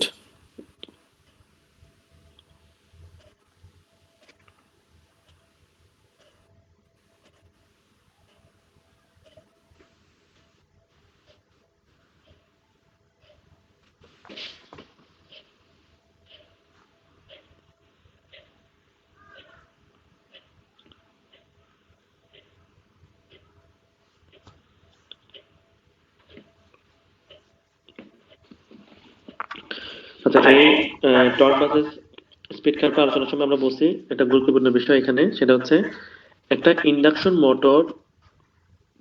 আমরা তো এতক্ষণ পর্যন্ত যে আলোচনা করছি সবসময় তার মোটর ক্যারেক্টারিস্টিক্স নিয়ে বলছি। ইন্ডাকশন মোটরকেই জেনারেটর হিসেবে রান করতে পারবো। এটা খুবই একটা গুরুত্বপূর্ণ বিষয় যে একটা ইন্ডাকশন মোটরকে আমরা জেনারেটর হিসেবে রান করতে পারবো কখন, যদি কোনোভাবে রোটরের যেটা সিঙ্ক্রোনাস স্পিডে কখনো পৌঁছাতে পারে না, সিঙ্ক্রোনাস স্পিডে কাছাকাছি স্পিডে থাকে, আমরা যদি এক্সট্রা কোনো হেল্প নিয়ে সেই রোটরের স্পিড যদি সিঙ্ক্রোনাস স্পিড এর উপর নিয়ে যেতে পারি, অর্থাৎ সিঙ্ক্রোনাস স্পিডের চেয়ে বেশি স্পিডে যদি তাকে ঘোরাতে পারি, তখন সেই মোটরটা জেনারেটর হিসেবে কাজ করবে। আগে টর্ক ছিল মনে করো পজিটিভ, এখন টর্ক হয়ে যাচ্ছে নেগেটিভ। তো নেগেটিভ টর্ক মানে হচ্ছে টর্ক ফ্লো করে কারেন্টের উপরে। তাহলে টর্ক পজিটিভ টর্কের জন্য কারেন্ট যেদিকে ফ্লো করতেছিল, নেগেটিভ টর্কের জন্য কারেন্ট উল্টো দিকে ফ্লো করবে। তার মানে আগে সে কারেন্ট ড্র করতেছিল, এখন সে কারেন্ট সাপ্লাই দিচ্ছে, তার মানে জেনারেটর হিসেবে কাজ করতেছে। তাহলে একটা ইন্ডাকশন মোটর যদি সিঙ্ক্রোনাস স্পিডের চেয়ে ওভার স্পিডে ঘোরানো যায় তখন সে জেনারেটর হিসেবে কাজ করে। এরপর আমরা এখানে দেখলাম যে টর্ক ভার্সেস স্পিড যে ক্যারেক্টারিস্টিক্স কার্ভটা, এই কার্ভটা যদি আমরা সেম রাখতে চাই তা আমাদেরকে যেটা করতে হবে সেটা হচ্ছে ভোল্টেজ। মনে করো আমরা দেখলাম যে ফ্রিকোয়েন্সি চেঞ্জ হয়ে গেছে, হ্যাঁ, ফ্রিকোয়েন্সি ছিল 60 হার্টজ, সেটা চেঞ্জ হয়ে গিয়ে 90 হার্টজ হয়ে গেছে, দ্বিগুণ হয়ে গেছে। তো ফ্রিকোয়েন্সি যতটুকু হবে ভোল্টেজকে যদি ঠিক তত গুণ আমরা যদি বাড়াই দেই, মনে করো এখানে ফ্রিকোয়েন্সি বাড়ছে 1.5 গুণ, সেজন্য ভোল্টেজকে যদি 1.5 গুণ বাড়াই, টর্ক ভার্সেস স্পিড কার্ভটা সেমই থাকবে। একইভাবে এখানে ফ্রিকোয়েন্সি কমছে 4/1 হয়ে গেছে, ভোল্টেজকে যদি 4/1 করি তাহলে টর্ক ভার্সেস স্পিড কার্ভটা সেমই থাকবে। তো কার্ভ সেম, কিন্তু কার্ভটা শিফট হচ্ছে। তো শিফট হয়ে কোথায় এটা আসবে সেটা আমরা সহজেই বুঝতে পারি। ফ্রিকোয়েন্সির উপর নির্ভর করে সিঙ্ক্রোনাস স্পিডের মান। এই কার্ভটা এক্স অ্যাক্সিসকে ক্রস করে কখন, যখন সিঙ্ক্রোনাস স্পিডের ভ্যালু সেই ভ্যালুতে, সিনক্রোনাস স্পিডে যেই ভ্যালু সেই ভ্যালুতে কার্ভটা এক্স অ্যাক্সিস কে ক্রস করে। তো 15 হার্জ যখন ফ্রিকোয়েন্সি 15 হার্জ, তখন সিনক্রোনাস স্পিড হচ্ছে 450 আরপিএম। যখন 60 হার্জ তখন হচ্ছে মনে করো এখানে 1800 আরপিএম। যখন 90 হার্জ তখন হচ্ছে 2700 আরপিএম। তো কাজে আমরা সহজে বুঝতে পারবো কার্ভটা কোথায় ইন্টারসেক্ট করবে এক্স অ্যাক্সিস কে। তো এটা আমরা শিখলাম যে যদি কোনো কারণে আমাদের ফ্রিকোয়েন্সি পরিবর্তন হচ্ছে, তাহলে একই হারে যদি ভোল্টেজ পরিবর্তন করি তাহলে টর্ক বা স্পিড কার্ভের শেপটা পরিবর্তন হবে না। এরপর আমাদের আলোচনা ছিল হচ্ছে পাওয়ার স্টেজ নিয়ে। তো পাওয়ার স্টেজ নিয়ে আমরা বলছি যে স্টেটরে আমরা যে ইনপুট পাওয়ার যেটা দিব সেটা তো হচ্ছে ইলেকট্রিক্যাল পাওয়ার ইনপুট। তারপর স্টেটর থেকে যে আউটপুটটা পাবো সেটাও ইলেকট্রিক্যাল পাওয়ার আউটপুট আমরা পাবো। তাহলে একটা স্টেটরে ইনপুট দিলাম, ইনপুট পাওয়ার, সেটাকে আমরা বলতেছি P1। এই স্টেটর থেকে ফাইনালি যে আউটপুটটা পাবো সেটাকে আমরা বলতেছি স্টেটরের আউটপুট, সেটা হচ্ছে P2। মাঝখানে স্টেটরের কন্ডাক্টরে যেহেতু কারেন্ট ফ্লো করবে, তাই কাজে সেখানে কপার লস হবে এবং আয়রন লস হবে। তো এই কপার লস এবং আয়রন লস বাদ দেওয়ার পর যে আউটপুটটা পাবো সেটা হচ্ছে স্টেটরের আউটপুট। স্টেটরকে আমরা এখানে ভিন্ন নামে বলতেছি, রোটর ইনপুট বলতেছি। কারণ কি? কারণ স্টেটরের আউটপুট যেটা সেটা পুরোটাই তো রোটরের ইনপুট হিসেবে চলে যাচ্ছে ইন্ডাকশনের মাধ্যমে, তাই না? কারণ আমরা দেখছি যে রোটরের চারপাশে যে ফ্লাক্স ঘুরতেছে সেই ফ্লাক্সের কারণে এখানে ইনডিউসড ইএমএফ হচ্ছে, সেখানে কারেন্ট ফ্লো করতেছে। তার মানে ইলেকট্রিক্যাল পাওয়ার আমরা পাচ্ছি। রোটরের ইনপুট যেটা পাচ্ছি সেটা ইলেকট্রিক্যাল পাওয়ার। তাহলে স্টেটরের আউটপুট যেটা সেটাই রোটরের ইনপুট। তো রোটরের ইনপুট এর কারণে রোটরে যে কারেন্ট ফ্লো করতেছে সেই কারেন্টের কারণে কি হবে? কপার লস হবে। সেই সাথে আয়রন লসও হওয়ার কথা, কিন্তু রোটরের আয়রন লসকে আমরা নেগলেক্ট করি। কেন? কারণ আয়রন লস নির্ভর করে ফ্রিকোয়েন্সির উপরে। তো ফ্রিকোয়েন্সি আমরা বলছি রোটর যখন ঘুরতে থাকে যত বেশি স্পিডে ঘুরবে ফ্রিকোয়েন্সি ভ্যালু তত কম হবে। তার মানে আমরা বলতে পারি যে রোটরের আয়রন লস যেটা সেটা নেগলিজিবল। তো সেটাকে নেগলেক্ট করে আমরা এই কপার লসটাকে শুধু কনসিডার করতেছি। তাহলে রোটরের কপার লসটা বাদ দেওয়ার পর রোটর থেকে যে আউটপুট পাচ্ছি এটাতে কোনো ইলেকট্রিক্যাল আউটপুট পাচ্ছি না, এটা মেকানিক্যাল আউটপুট পাচ্ছি, কারণ সে ঘুরতেছে। তাহলে আমরা বলতেছি রোটরের যে আউটপুট সেটা হচ্ছে একটা mechanical power developed in rotor. কি পরিমাণ মেকানিক্যাল পাওয়ার ডেভেলপ হয়েছে, এবং এই অবস্থায় যে টর্কটা ডেভেলপ হচ্ছে রোটরে সেটাকে আমরা বলছি গ্রস টর্ক। তো এই যে রোটরে যে পাওয়ারটা ডেভেলপ হচ্ছে পুরোপুরি আমরা কাজে লাগাতে পারবো না। এখান থেকে উইন্ডেজ এবং ফ্রিকশন লস বাদ দিতে হবে। তারপর ফাইনালি যে আউটপুট পাওয়ার আমরা পাচ্ছি সেটাই আমরা লোডকে ড্রাইভ করার জন্য কাজে লাগাতে পারবো, সেটাকে আমরা বলছি আউটপুট পাওয়ার। তো এটাকে ব্লক ডায়াগ্রাম আকারে প্রকাশ করা হয়েছে, ট্রি ডায়াগ্রাম আকারে প্রকাশ করা হয়েছে, এবং এখানে মেশিনের কনস্ট্রাকশন হিসেবে প্রকাশ করা হয়েছে। ইনপুট পাওয়ার, সেখান থেকে কপার এবং আয়রন লস বাদ দিলে স্টেটরের আউটপুট পাওয়ার পাচ্ছি। এই স্টেটরের আউটপুট পাওয়ারটাই হচ্ছে রোটরের ইনপুট পাওয়ার হিসেবে যাচ্ছে। সেখান থেকে রোটরের কপার লস বাদ দিলে আমরা রোটরের আউটপুট পাওয়ার পাচ্ছি, যেটা হচ্ছে মেকানিক্যাল পাওয়ার, কারণ সে ঘুরতেছে। এই মেকানিক্যাল পাওয়ার থেকে উইন্ডেজ এবং ফ্রিকশন লস বাদ দিলে শেফট পাওয়ারটা পাচ্ছি। এবং আমরা এখানে টর্ক এবং পাওয়ারের যে রিলেশনটা আমরা জানি, torque equal to power by omega. এই রিলেশন অনুসারে শেফট টর্কের সাথে পাওয়ারের যে রিলেশন সেটা দেখছি, এবং গ্রস টর্কের সাথে পাওয়ারের যে রিলেশন সেই ইকুয়েশন গুলো ডিরাইভ করছে এখানে। এবং আমরা বলছি গ্রস টর্ক যখন আমরা হিসাব করব আমরা P2 যেটা রোটরের ইনপুট পাওয়ার সেটা সাপেক্ষে হিসাব করতে পারি, অথবা PM যেটা রোটরের আউটপুট সেটা সাপেক্ষে হিসাব করতে পারি। যখন রোটরের ইনপুট সাপেক্ষে হিসাব করব তার মানে আমি রোটরের লসকে বাদ দিয়ে নেই। তো যদি লস না থাকে তার মানে স্পিড তো সিনক্রোনাস স্পিডই হবে, তো তখন আমরা সিনক্রোনাস স্পিড কনসিডার করব। কিন্তু যখন আমি লস বাদ দিয়ে আউটপুট পাওয়ারটাকে চিন্তা করতেছি তখন আমি রোটরের অ্যাকচুয়াল স্পিডটাই কনসিডার করব, n। তাহলে গ্রস টর্ক, শেফট টর্ক, এগুলো আমরা দেখলাম যে টর্কের সাথে পাওয়ারের রিলেশনটা কি, সেই রিলেশনগুলো দেখছি এখানে। তারপর আমরা যে টর্ক এবং পাওয়ারের যে রিলেশন, এই রিলেশন থেকে গুরুত্বপূর্ণ কিছু কনক্লুশন আমরা ড্র করছি। কি কি কনক্লুশন? একটা হচ্ছে রোটরে যে কপার লসটা হবে, সেই ভ্যালুটা আমরা দেখছি যে copper loss equal to S into P2। তার মানে রোটরের ইনপুট পাওয়ার এবং স্লিপের উপর নির্ভর করে। তো একটা মোটর যখন নরমালি রান করে তখন সেটা সিনক্রোনাস স্পিডে কাছাকাছি স্পিডে ঘুরে। তো সিনক্রোনাস স্পিডে কাছাকাছি স্পিডে ঘোরা মানে হচ্ছে স্লিপের ভ্যালুটা অনেক কম। তো স্লিপের ভ্যালু যদি কম হয় তার মানে কপার লসটাও কম হবে। ইনপুট পাওয়ার যেটা P2 এটা মনে করো ফিক্সড, তাহলে স্লিপের ভ্যালু অর্থাৎ স্পিড যত বাড়তে থাকবে কপার লস তত কমতে থাকবে। এরপর আমরা আরেকটা সিদ্ধান্ত দেখছি সেটা হচ্ছে রোটরের যে এফিসিয়েন্সি। আমরা প্রত্যেকটা মেশিনের এফিসিয়েন্সিটা জানাটা ইম্পর্টেন্ট। তো রোটরের যে এফিসিয়েন্সি সেটা আমরা দেখলাম এফিসিয়েন্সি ইকুয়াল টু N/Ns। তার মানে রোটরের স্পিড যত বেশি হবে এফিসিয়েন্সি তত বেশি হবে, স্পিড যত কম হবে এফিসিয়েন্সি তত কম হবে। তো আমরা এগুলো বের করছি কিভাবে, জাস্ট আমরা যেহেতু জানি কপার লস সমান হচ্ছে ইনপুট মাইনাস আউটপুট, রোটরের কপার লস সমান, তাহলে রোটরের ইনপুট মাইনাস রোটরের আউটপুট ইকুয়েশনে বসাইছি। বসানোর পর যে স্লিপের যে ইকুয়েশন, যে শুধু সেই ফর্মুলা ইউজ করার পরে এই রিলেশনগুলো পাইছি আমরা। তো এখন এখানে যে ফাইনাল যে কনক্লুশনটা পাইছি আমরা সেটা বাস্তবের সাথে একটু যদি চিন্তা করি, একটা রোটরের উপর যখন আমরা লোড অ্যাপ্লাই করব, তো লোড অ্যাপ্লাই করা মানে হচ্ছে সে বেশি টর্ক ডেভেলপ করতে হবে। বেশি টর্ক ডেভেলপ করা মানে হচ্ছে বেশি কারেন্ট ড্র করতে হবে। তো যত বেশি লোড দিব তত বেশি কারেন্ট সে ড্র করবে, আর যত বেশি কারেন্ট ড্র করবে তত বেশি কপার লস হবে। কারণ কপার লস হচ্ছে I²R, কারেন্টের উপরে নির্ভর করে স্কোয়ারলি। তাহলে লোড যত বেশি দিব কপার লস তত বেশি হবে, এটা স্বাভাবিক। তাহলে লোড বেশি দেওয়া মানে স্পিড কম হওয়া, তাহলে স্পিড কম হলে স্পিড যত কমবে কপার লস তত বেশি হবে, স্পিড যত বাড়বে কপার লস তত কম হবে। তো আমরা সেটাই এখানে দেখলাম যে স্পিড যত বাড়বে অর্থাৎ স্লিপি ভ্যালু কমবে, কপার লস কমবে। স্পিড যত কমবে তার মানে কি স্লিপি ভ্যালু বাড়বে, তার মানে কপার লস তত বাড়বে। আর আরেকটা বিষয় আমরা দেখছি এফিসিয়েন্সি। তো লসের উপর নির্ভর করবে এফিসিয়েন্সি কতটুকু হবে। লস বেশি হলে এফিসিয়েন্সি কম, লস কম হলে এফিসিয়েন্সি বেশি। তা স্বাভাবিকভাবে আমরা যেহেতু বলতেছি স্পিড যত বেশি হবে লস তত কম হবে, তার মানে স্পিড যত বেশি হবে এফিসিয়েন্সি তত বেশি হবে।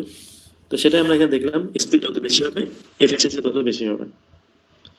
তবে প্র্যাকটিক্যালি আমরা যদি চিন্তা করি সেটার সাথে ইকুয়েশনটাকে আমরা সহজেই রিলেট করতে পারতেছি। আচ্ছা, তাও এগুলো আলোচনা করার পর তারপর হচ্ছে আমরা সিঙ্গেল ফেজ ইন্ডাকশন মোটর নিয়ে আলোচনা করছি। এখানে তো তেমন কিছু আলোচনা ছিল না। তারপর আমরা সিঙ্গেল ফেজ ইন্ডাকশন মোটর নিয়ে যে আলোচনা করছি সেখানে মূলত আমরা বলছি যে একটা সিঙ্গেল ফেজ ইন্ডাকশন মোটর সেটা সেলফ স্টার্টিং না, এবং এই সিঙ্গেল ফেজ ইন্ডাকশন মোটরকে আমরা যদি সেলফ স্টার্টিং করতে হয় তাহলে এক্সট্রা একটা ওয়াইন্ডিং এর সহায়তা নিতে হবে, এবং সেই এক্সট্রা ওয়াইন্ডিং যেটা সহায়তা আমরা নিই সেটাকে আমরা বলি অক্সিলারি ওয়াইন্ডিং বা স্টার্টিং ওয়াইন্ডিং। স্টার্ট হওয়ার সময় হেল্প করবে সেজন্য স্টার্টিং ওয়াইন্ডিং। তো এই সিঙ্গেল ফেজ ইন্ডাকশন মোটরের আলোচনাটা বোঝার ক্ষেত্রে শুধু জাস্ট কয়েকটা সিম্পল বেসিক আইডিয়া ক্লিয়ার রাখতে হবে, তাহলে সিঙ্গেল ফেজ ইন্ডাকশন মোটরের অপারেশনটা আমরা সহজে বুঝতে পারবো। প্রথম বিষয়টা হচ্ছে সিঙ্গেল ফেজ ইন্ডাকশন মোটর, তার মানে স্টেটরে শুধু একটা ফেজের ওয়াইন্ডিং আছে। তো একটা ফেজের ওয়াইন্ডিং যেটা সেখানে যদি আমি সিঙ্গেল ফেজ সাপ্লাই দিই তাহলে কি হবে, সিঙ্গেল ফেজ সাপ্লাই দিলে সেখানে একটা অল্টারনেটিং ফ্লাক্স তৈরি হবে। ফ্লাক্স যেটা তৈরি হবে সেটা হবে কি অল্টারনেটিং ফ্লাক্স। আর এই অল্টারনেটিং ফ্লাক্সের কারণে তো রোটেটিং ম্যাগনেটিক ফিল্ড আমরা পাবো না, তাই না? আমরা দেখছি রোটেটিং ম্যাগনেটিক ফিল্ড পাই কখন, যখন মিনিমাম দুইটা ফেজ থেকে ফ্লাক্স পাই তখন। এখানে মাত্র একটা ফেজ, তাহলে তো রোটেটিং ফ্লাক্স তৈরি হবে না। আর রোটেটিং ফ্লাক্স তৈরি না হলে তো তাহলে আমরা রোটেশনটা পাবো না, নিজে ঘুরতে পারবো না। তো এখন এই যে induction motor single phase induction motor যেটা, সেটার চ্যালেঞ্জ সেটা হচ্ছে ইন্ডাকশন মোটরটা নিজে ঘুরতে পারে না, কিন্তু কোনোভাবে আমি যদি একটু করে ঘোরাতে পারি তখন সে ঘুরতে পারে। আমি যদি ক্লকওয়াইজ ডিরেকশনে ঘুরাই তখনও সে ঘুরতে ঘুরতে স্পিড আপ করতে পারবে, যদি অ্যান্টি ক্লকওয়াইজ ডিরেকশনে একটু করে ঘুরাই তখনও সে ঘুরতে ঘুরতে স্পিড আপ করতে পারবে। এই যে সিঙ্গেল ফেজ ইন্ডাকশন মোটরের যে ক্যারেক্টারিস্টিক্স, যখন শুধুমাত্র সিঙ্গেল ফেজ ওয়াইন্ডিং থাকবে তখন, অর্থাৎ একটা সিঙ্গেল ফেজ ইন্ডাকশন মোটরকে পিওরলি যদি আমি চিন্তা করি তখন যে সিঙ্গেল ফেজ ইন্ডাকশন মোটর আমরা পাচ্ছি সেই সিঙ্গেল ফেজ ইন্ডাকশন মোটরের ক্যারেক্টারিস্টিক্স হচ্ছে এমন যে সে নিজে ঘুরতে পারে না, কিন্তু একটু হেল্প করলে সে ঘুরতে পারে। এই যে ক্যারেক্টারিস্টিক্স, সেই ক্যারেক্টারিস্টিক্সটা এক্সপ্লেইন করার জন্য আমরা ডাবল ফিল্ড রিভলভিং থিওরি নামের যে থিওরি আছে সেই থিওরির সহায়তা নিছি। তো এই থিওরিতে আমরা বলছি যে একটা অল্টারনেটিং কোয়ান্টিটিকে, যেমন এটা একটা অল্টারনেটিং কোয়ান্টিটি, এরকম একটা অল্টারনেটিং কোয়ান্টিটিকে আমরা রিপ্রেজেন্ট করতে পারি দুইটা কোয়ান্টিটি দ্বারা। তাহলে দুইটা কোয়ান্টিটির নাম, একটা দিলাম এ, একটা সি। যে কোয়ান্টিটি গুলো মান হবে, এই যে অল্টারনেটিং কোয়ান্টিটি একটা ম্যাক্সিমাম মান থাকে, যেটা ম্যাক্সিমাম যে ভ্যালু, সেই ম্যাক্সিমাম ভ্যালুর অর্ধেক, প্রত্যেকটা মান হবে ম্যাক্সিমাম ভ্যালুর অর্ধেক, তাহলে 5/2 5/2। এবং এই দুইটার নেচার হবে এমন যে দুইটাই ঘুরতেছে, কিন্তু একটা ঘুরতেছে অ্যান্টি ক্লকওয়াইজ ডিরেকশনে আর একটা ঘুরতেছে ক্লকওয়াইজ ডিরেকশনে। তাহলে একটা অল্টারনেটিং কোয়ান্টিটিকে আমরা দুইটা কোয়ান্টিটিতে রিপ্রেজেন্ট করলাম, যাদের মান হচ্ছে 5/2 এবং যাদের ক্যারেক্টারিস্টিক্স হচ্ছে তারা সিনক্রোনাস স্পিডে ঘুরবে, কিন্তু অপোজিট দিকে, একটা ক্লকওয়াইজ ডিরেকশনে ঘুরে একটা অ্যান্টি ক্লকওয়াইজ ডিরেকশনে ঘুরবে। এভাবে আমরা রিপ্রেজেন্ট করতে পারি, সেটা আমরা বললাম, এটা একটা হাইপোথিসিস, কিন্তু আমাদেরকে সেটা প্রুফ করতে হবে, আমাদের ধরাটা ঠিক আছে, আমরা যেটা বলতেছি এখানে, যেটা অ্যাজিউম করতেছি সেটা কি ঠিক আছে কিনা। তো এটাকে প্রুফ করার জন্য আমরা রেজাল্টেন্ট যে ফ্লাক্স হবে এই দুটো ফ্লাক্সের থেকে, সেই রেজাল্টেন্ট ফ্লাক্সের মানটা বের করলাম বিভিন্ন অ্যাঙ্গেলের জন্য, এবং বের করে দেখলাম রেজাল্টেন্ট এই দুটো ফ্লাক্স থেকে যে রেজাল্টেন্ট ফ্লাক্সটা পাচ্ছি সেটার মান হবে 5m, এবং সেটা হবে হচ্ছে অল্টারনেটিং, রোটেটিং না, অল্টারনেটিং। এই যে রেজাল্টেন্ট ফ্লাক্সের মানটা আমরা হিসাব করে দেখছিলাম, অল্টারনেটিং ফ্লাক্স পাই। তো কাজেই আমরা বলতে পারি, আমরা যেটা হাইপোথিসিস যেটা নিছি সেটা ঠিক আছে, যে একটা অল্টারনেটিং কোয়ান্টিটিকে এরকম দুইটা কোয়ান্টিটিতে রিপ্রেজেন্ট করা যায়। তো যেহেতু সেটা প্রুফ করা গেছে, তো আমরা সেজন্য সেই ধারণাটাকে কাজে লাগিয়ে আমরা সিঙ্গেল ফেজ ইন্ডাকশন মোটরের ক্যারেক্টারিস্টিক্সটা বোঝার চেষ্টা করছি। তো এই ক্যারেক্টারিস্টিক্স বোঝার জন্য আমরা এই টর্ক বাস স্পিড কার্ভটা আমরা দেখছি। টর্ক বাস স্পিড কার্ভের মধ্যে আমরা দেখছি এখানে দুইটা ফ্লাক্স ঘুরতেছে। তো একটা ফ্লাক্সকে আমি যদি বলি ফরওয়ার্ড ফ্লাক্স, তাহলে এই ফরওয়ার্ড ফ্লাক্সের জন্য যে টর্কটা পাবো সেটাকে আমরা বলতেছি ফরওয়ার্ড টর্ক। আর একটা ফ্লাক্স যেটা পাচ্ছি সেটাকে আমরা বলছি রিভার্স ফ্লাক্স, এই রিভার্স ফ্লাক্সের জন্য যে টর্কটা পাবো সেটা হচ্ছে রিভার্স টর্ক বা ব্যাকওয়ার্ড টর্ক। এখন এই দুইটা টর্ক মিলে আমরা যে টর্ক পাবো সেটাকে আমরা বলতেছি রেজাল্টেন্ট টর্ক। যে দুইটা টর্ক একটা থেকে একটা বিয়োগ করলে যেটা পাচ্ছি ভ্যালু সেটা হচ্ছে রেজাল্টেন্ট টর্ক। এখন এই রেজাল্টেন্ট টর্কের কার্ভ থেকে আমরা সহজেই বুঝতে পারতেছি বা দেখতে পারতেছি এখানে স্লিপের ভ্যালু যখন 1, স্লিপের ভ্যালু 1 মানে কি, মোটরটা স্থির। স্লিপের ভ্যালু যখন 1 তখন রেজাল্টেন্ট টর্কের মান 0। তো রেজাল্টেন্ট টর্কের মান 0, তার মানে সে ঘোরার জন্য কোনো টর্কই পাচ্ছে না, নিজে নিজে স্টার্ট হওয়ার জন্য কোনো টর্ক পাচ্ছে না যখন সে স্থির ছিল মোটরটা। তো কেন স্থির অবস্থা থেকে সে ঘুরতে পারে না সেটা আমরা এখানে দেখতে পাচ্ছি। কারণ হলো স্থির অবস্থায় রেজাল্টেন্ট টর্কের মান 0 থাকে, কিন্তু আমরা দেখতেছি স্থির অবস্থা থেকে যখন সে একটু স্পিড আপ হবে, সেটা ক্লকওয়াইজ ডিরেকশন হোক বা অ্যান্টি ক্লকওয়াইজ ডিরেকশন হোক, তখন সবসময় একটা টর্ক, রেজাল্টেন্ট টর্কের ভ্যালু এখানে উপস্থিত আছে। তারপরে আমরা যদি একটু করে হেল্প করি, মোটরকে যদি একটু করে ঘুরাই দিই, একটু করে ঘোরানো মানে হচ্ছে তার স্লিপের ভ্যালু চেঞ্জ হয়ে যাবে। তো স্লিপের ভ্যালু যদি চেঞ্জ হয়, তার মানে সে একটা টর্ক পেয়ে যাচ্ছে ঘোরার জন্য, এবং সেই টর্কের কারণে স্পিড আপ হবে, এবং যত সে স্পিড আপ করতে থাকবে তত টর্ক বাড়তে থাকবে। একইভাবে অ্যান্টি ক্লকওয়াইজ ডিরেকশনে সেম, এটা অপোজিট দিকে টর্কটা পাচ্ছি, তাহলে অ্যান্টি ক্লকওয়াইজ ডিরেকশনও আমি একটু করে ঘুরে দেওয়ার পরে সে স্পিড আপ করতে পারতেছে। এই যে সিঙ্গেল ফেজ ইন্ডাকশন মোটরের যে ক্যারেক্টারিস্টিক্সটা, তাহলে এই ক্যারেক্টারিস্টিক্সটা আমরা এক্সপ্লেইন করছি ডাবল ফিল্ড রিভলভিং থিওরি দ্বারা। তো ভালো কথা, এটা আমরা এক্সপ্লেইন করলাম, কিন্তু এটাতে তো আমার কাজ হবে না। আমরা একটা সিঙ্গেল ফেজ ইন্ডাকশন মোটরকে যখন সুইচ অন করলাম, দেখা গেলো সেটা রান করতেছে না, এরপর আমি আবার এটাকে একটু ঘুরে দিতে হবে, তারপর সে ঘুরবে, এটা তো সুবিধাজনক না। সেই জন্য আমরা এই সিঙ্গেল ফেজ ইন্ডাকশন মোটরের আমরা দেখতেছি প্রবলেম একটা জায়গাতে মাত্র, এই স্টার্টিং মোমেন্টটাতে তার প্রবলেম। এই প্রবলেমটা সলভ করতে পারলেই আমাদের আর কোনো সমস্যা নেই। এখন তাকে সেলফ স্টার্টিং করার জন্য, অর্থাৎ স্থির অবস্থা থেকে যেন সে নিজে যে একটু করে ঘুরতে পারে, একটু ঘুরতে পারলেই হবে, সেই একটু ঘোরার সহায়তার জন্য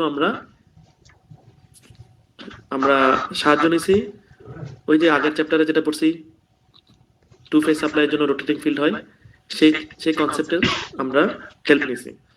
তো সেই কনসেপ্টে আমরা দেখছি যে কোনোভাবে যদি দুটা ফেজ ক্রিয়েট করা যায় তাহলে রোটেটিং ফিল্ড ক্রিয়েট হবে, রোটেটিং ফিল্ড ক্রিয়েট হলে সে নিজে নিজে ঘুরতে পারবে। তো নিজে নিজে ঘুরতে পারলে এরপর আমার আর ওই এক্সট্রা ওয়াইন্ডিংটা দরকার হবে না। তাহলে সেই কনসেপ্টটাকে আমরা কাজে লাগাইছি, কিভাবে একটা সিঙ্গেল ফেজ ইন্ডাকশন মোটরকে সেলফ স্টার্টিং করা যায়। তাহলে আমরা জানি এখানে সিঙ্গেল ফেজ ইন্ডাকশন মোটরে একটা মাত্র ওয়াইন্ডিং থাকার কথা, মেইন ওয়াইন্ডিং, কিন্তু আমরা তার সাথে 90 ডিগ্রি গেলে আরেকটা হেল্পিং ওয়াইন্ডিং দিছি, যেটাকে স্টার্টিং ওয়াইন্ডিং বলতেছি বা অক্সিলারি ওয়াইন্ডিং। এই অক্সিলারি ওয়াইন্ডিং এর মাধ্যমে আমরা তাকে একটা টু ফেজ মোটরে রূপান্তর করলাম। কিন্তু টু ফেজ মোটর হিসেবে আমার তো দরকার নেই সবসময়, শুধু প্রবলেম যেখানে প্রবলেমটা হচ্ছে স্থির অবস্থা থেকে তাকে একটু করে রান করে দেওয়া। তাহলে এই যে স্থির অবস্থা থেকে একটু করে রান করে দেওয়ার জন্যই আমরা স্টার্টিং ওয়াইন্ডিংটার হেল্প নিব। যখনই স্টার্ট হয়ে গেল তারপর ওটার আর দরকার নেই, সেটাকে ডিসকানেক্ট করে দেব। তো সেই জন্য আমরা এখন দেখতে পাচ্ছি যে একটা মেইন ওয়াইন্ডিং এর সাথে 90 ডিগ্রি অ্যাঙ্গেলে আমরা একটা অক্সিলারি ওয়াইন্ডিং রাখছি। এই অক্সিলারি ওয়াইন্ডিং এ আমরা একটা সুইচ এখানে রাখছি, যে সুইচটা হচ্ছে অক্সিলারি ওয়াইন্ডিংটাকে ডিসকানেক্ট করে দিবে, অটোমেটিক ডিসকানেক্ট করে দিবে। এটা হচ্ছে আমাদের মোটর কানেকশন করার জন্য যে সিঙ্গেল ফেজ সাপ্লাই, সেই সুইচ না, এটা হচ্ছে স্টার্টিং ওয়াইন্ডিং এর একটা সুইচ, যে এই স্টার্টিং ওয়াইন্ডিং কে সে ডিসকানেক্ট করে দিবে অটোমেটিক। যখন একটু স্পিড আপ হয়ে যাবে তখন ডিসকানেক্ট করে দিবে। এই অ্যারেঞ্জমেন্ট আমাকে হেল্প করতেছে যখন সিঙ্গেল ফেজ ইন্ডাকশন মোটরকে আমি স্টার্ট করব তখন তাকে টু ফেজ মোটরের মতো করে স্টার্ট করব। একটু স্টার্ট হয়ে যাওয়ার পরেই আমি এটাকে ডিসকানেক্ট করে দিব। ডিসকানেক্ট করে দেওয়া মানে সে আর টু ফেজ মোটর থাকবে না, সে তখন সিঙ্গেল ফেজ মোটর হিসেবেই রান করবে। এই কনসেপ্টটা যদি ক্লিয়ার থাকে তাহলে single phase induction motor operation বোঝাটা ডিফিকাল্ট কোনো কিছু হবে না। তো সিঙ্গেল ফেজ ইন্ডাকশন মোটরটা আমরা টু ফেজ হিসেবে স্টার্ট করলাম, সে নিজে ঘোরা শুরু করলো, তারপর ডিসকানেক্ট করে দিলাম, তারপর সে সিঙ্গেল ফেজ ইন্ডাকশন মোটর হিসেবে ঘুরতে থাকলো। এখন এই যে স্টার্টিং ওয়াইন্ডিং, এই স্টার্টিং ওয়াইন্ডিং এ দুইটা বিষয় বোঝার আছে। একটা বিষয় হচ্ছে স্টার্টিং ওয়াইন্ডিং এ আমরা একটা রেজিস্ট্যান্স অ্যাড করছি, অথবা আমরা একটা ক্যাপাসিটর অ্যাড করতে পারি। আর আরেকটা বিষয় হচ্ছে এই সুইচটা যে নিজে নিজে ডিসকানেক্ট হবে, কিভাবে ডিসকানেক্ট হবে। এই দুইটা বিষয় যদি বোঝা যায় তাহলে আর কোনো কিছু বোঝার বাকি থাকতেছে না। স্টার্টিং ওয়াইন্ডিং আমরা যদি রেজিস্ট্যান্স অ্যাড করি তাহলে কি হবে? আমরা জানি যে ভোল্টেজের সাথে কারেন্টের অ্যাঙ্গেল কতটুকু হবে সেটা নির্ভর করে যে সার্কিটের কথা আমরা বলতেছি সেখানে ইন্ডাকটেন্সের ভ্যালুটা কত তার উপরে। তাহলে মেইন ওয়াইন্ডিং এ শুধুমাত্র ইন্ডাকটেন্স আছে, তার মানে মেইন ওয়াইন্ডিং এর ভোল্টেজকে কারেন্ট অনেক বড় অ্যাঙ্গেলে ল্যাগ করবে। কিন্তু স্টার্টিং ওয়াইন্ডিং এ আমি একটা রেজিস্ট্যান্স অ্যাড করছি, হাই ভ্যালুর রেজিস্ট্যান্স অ্যাড করছি, মানে এখানে ইন্ডাকটেন্সের প্রভাবটা কমে গেছে, রেজিস্ট্যান্সের প্রভাব বেড়ে গেছে। তো আমরা জানি ভোল্টেজ এবং কারেন্ট দুইটা ইন ফেজে থাকে যদি রেজিস্ট্যান্স হয়। তো এখানে শুধু রেজিস্ট্যান্স তো না, এখানে তো রেজিস্ট্যান্স এবং ইন্ডাকটেন্স দুইটাই আছে। সে কারণে ভোল্টেজ এবং কারেন্টের মধ্যে একটা অ্যাঙ্গেল থাকবে, কিন্তু অ্যাঙ্গেলটা এখন কম হবে যেহেতু আমি রেজিস্ট্যান্স অ্যাড করছি। তো এখন এই রেজিস্ট্যান্স অ্যাড করার উদ্দেশ্যটা কি? উদ্দেশ্য হচ্ছে যে মেইন ওয়াইন্ডিং কারেন্ট এবং স্টার্টিং ওয়াইন্ডিং এর কারেন্ট, এই দুটো কারেন্টের মধ্যবর্তী অ্যাঙ্গেলের সাইনের উপর নির্ভর করে টর্ক কতটুকু হবে। তো স্টার্টিং টর্ক আমি যদি বাড়াতে চাই এই অ্যাঙ্গেলটা বাড়াতে হবে। তো এটা বাড়ানোর জন্যই আমরা এখানে একটা রেজিস্ট্যান্স অ্যাড করি, অ্যাঙ্গেলটা বাড়ানোর জন্য। এখন রেজিস্ট্যান্স অ্যাড করাচ্ছি আমি আরো সহজে আরো অ্যাঙ্গেলটা আরো বেশি বাড়াতে পারবো। কিভাবে? আমরা জানি যে ক্যাপাসিটর কারেন্টকে, ভোল্টেজকে, ক্যাপাসিটরের মধ্যে যে কারেন্ট ফ্লো করে সেটা হচ্ছে ভোল্টেজকে লিড করে। তো আমি কারেন্ট এদিকে হবে, কারেন্ট যদি এদিকে হয়, স্টার্টিং ওয়াইন্ডিং কারেন্ট যদি এদিকে হয় উপরের দিকে, তাহলে স্টার্টিং ওয়াইন্ডিং কারেন্টের সাথে মেইন ওয়াইন্ডিং কারেন্টের অ্যাঙ্গেলটা অনেক বেশি বড় হবে। তো অ্যাঙ্গেল যত বড় হবে টর্ক তত বেশি হবে। তো ক্যাপাসিটর অ্যাড করতে গেলে সেটা তো কস্ট বেশি লাগে। তো আমার যদি অতিরিক্ত মানে অনেক বেশি টর্ক দরকার না হয় তাহলে আমরা সিম্পল এই মেথডটা ইউজ করব, যেটাকে স্প্লিট ফেজ মেথড বলা হয়। আর যদি কোনো অ্যাপ্লিকেশনে টর্ক বেশি দরকার হয় তখন আমরা এই ক্যাপাসিটর স্টার্ট মোটরটা ইউজ করব, ক্যাপাসিটর স্টার্ট। তাহলে আমরা এখানে দেখতে পাচ্ছি ক্যাপাসিটর অ্যাড করার কারণে কারেন্টটা এখানে লিড করতেছে। তো দুইটা কারেন্টের মধ্যে অ্যাঙ্গেল অনেক বেশি হয়ে গেছে, তার মানে টর্ক অনেক বেশি পাচ্ছি আমরা। তাহলে এটা গেল টর্কের বিষয়ে। ক্যাপাসিটর কানেক্ট করতেছি, রেজিস্ট্যান্স কানেক্ট করতেছি টর্কের বিষয়ে। টর্ক বেশি দরকার হলে ক্যাপাসিটর ইউজ করব, টর্ক মোটামুটি কাজ চললে যদি হয় তাহলে সেক্ষেত্রে রেজিস্ট্যান্স ইউজ করব। স্যার এখানে কস্ট ব্যাপার আছে না স্যার? কস্ট, হ্যাঁ স্যার আপনি বলছিলেন যদি আমি টাকার পরিমাণ বেশি দেই তখন আমরা ক্যাপাসিটর ইউজ করব, আর টাকা যদি কম হয় তাহলে রেজিস্ট হয়, এরকম না স্যার? কস্টের ব্যাপার আছে না এখানে? আমি সেটা বুঝাইনি, আমি যেটা বুঝাইছি সেটা হচ্ছে তুমি যদি ক্যাপাসিটর ইউজ করে টর্ক বেশি ডেভেলপ করতে চাও করতে পারবা, কিন্তু সেটাতে কস্ট বেশি যাবে। তো যদি তোমার প্রয়োজন না থাকে বেশি টর্কের, তুমি কেন অযথা টাকা খরচ করবে, আমি সেটা বলতে চাইছি। ক্যাপাসিটর স্টার্ট মোটর ইউজ করতে গেলে কস্ট বেশি। এখন যদি তোমার কস্ট বেশি খরচ করার প্রয়োজন হয়, অর্থাৎ টর্ক বেশি দরকার হচ্ছে, তখন তুমি সেটা ইউজ করবা। কিন্তু টর্ক যদি বেশি দরকার না হয় অযথা ক্যাপাসিটর স্টার্ট মোটর ইউজ করার দরকার নাই, সেটা আমরা split phase induction motor use করলেই চলবে। আচ্ছা, আর আরেকটা যে বিষয় বোঝার কথা বলছিলাম সেটা হচ্ছে এই যে সুইচটা যে নিজে যে কাজ করবে সেটা কিভাবে কাজ করবে। তো এখন এখানে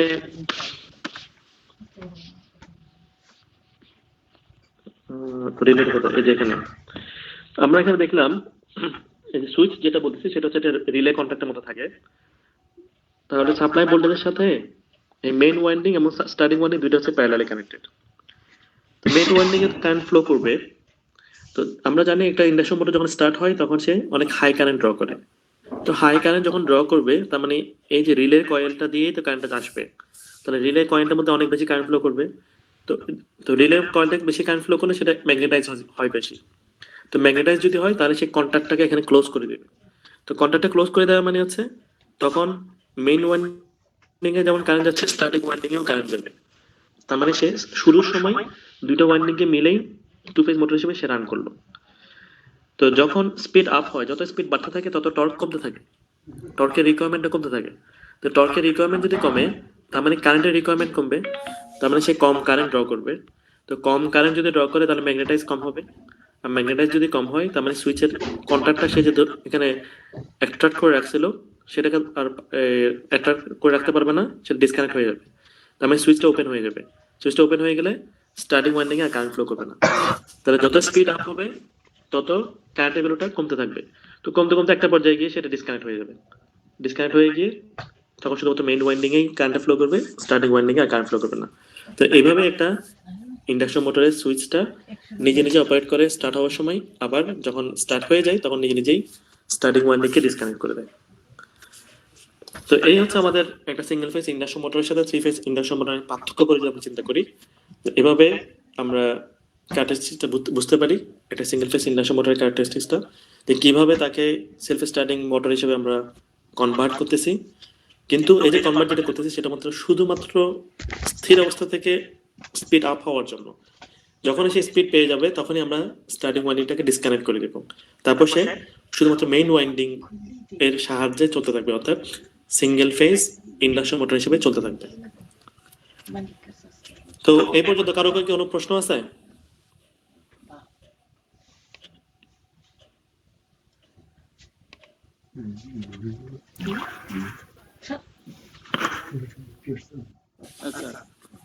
না স্যার, তাদের যদি প্রশ্ন না থাকে তাহলে আমি ধরে নিচ্ছি তোমরা বুঝছো, করবে ভালো করে চিন্তা করে করে পড়বা, তাহলে কঠিন মনে হবে না। তাহলে আমাদের আলোচনা আজকে এই পর্যন্ত থাকুক। সিঙ্গেল ফেজ ইন্ডাকশন মোটর এবং থ্রি ফেজ ইন্ডাকশন মোটরের রিভিউ করলাম, এবং নেক্সট দিন যে তোমাদের পরীক্ষা নেব বুধবার, আগামী সপ্তাহে বুধবার। তো তোমরা সেই পরীক্ষার জন্য ভালোভাবে প্রিপারেশন নেবা। আশা করবো তোমরা ভালোভাবে ক্লাস টেস্ট দিবা, ভালো মার্ক পাবে ইনশাল্লাহ। তো আর যদি কোনো প্রশ্ন না থাকে তাহলে আজকে আলোচনা এতটুকুই রাখি। সবাইকে ধন্যবাদ জানানোর জন্য। অ্যাটেন্ডেন্স কত মার্কের? হ্যাঁ, ক্লাস টেস্টে কত মার্কের স্যার? স্যার ক্লাস টেস্টে কত মার্কের হবে? ক্লাস টেস্টে আমি যদি 100 নাম্বার নিই যে কথা, 10 নাম্বার নিলেও একই কথা। আচ্ছা সিলেবাস হচ্ছে এটাই, তুমি এগুলো পড়বা। এখন সেখানে নাম্বারে আমি যদি মনে করো 10-এর নাম্বারিং করে করতে পারি, একটা ছোট প্রশ্ন 10 নাম্বার দিতে পারি, তাহলে 50 নাম্বারও দিতে পারি, তাই না? ওইটা কোনো ব্যাপার না। মূল বিষয়টা হচ্ছে তোমার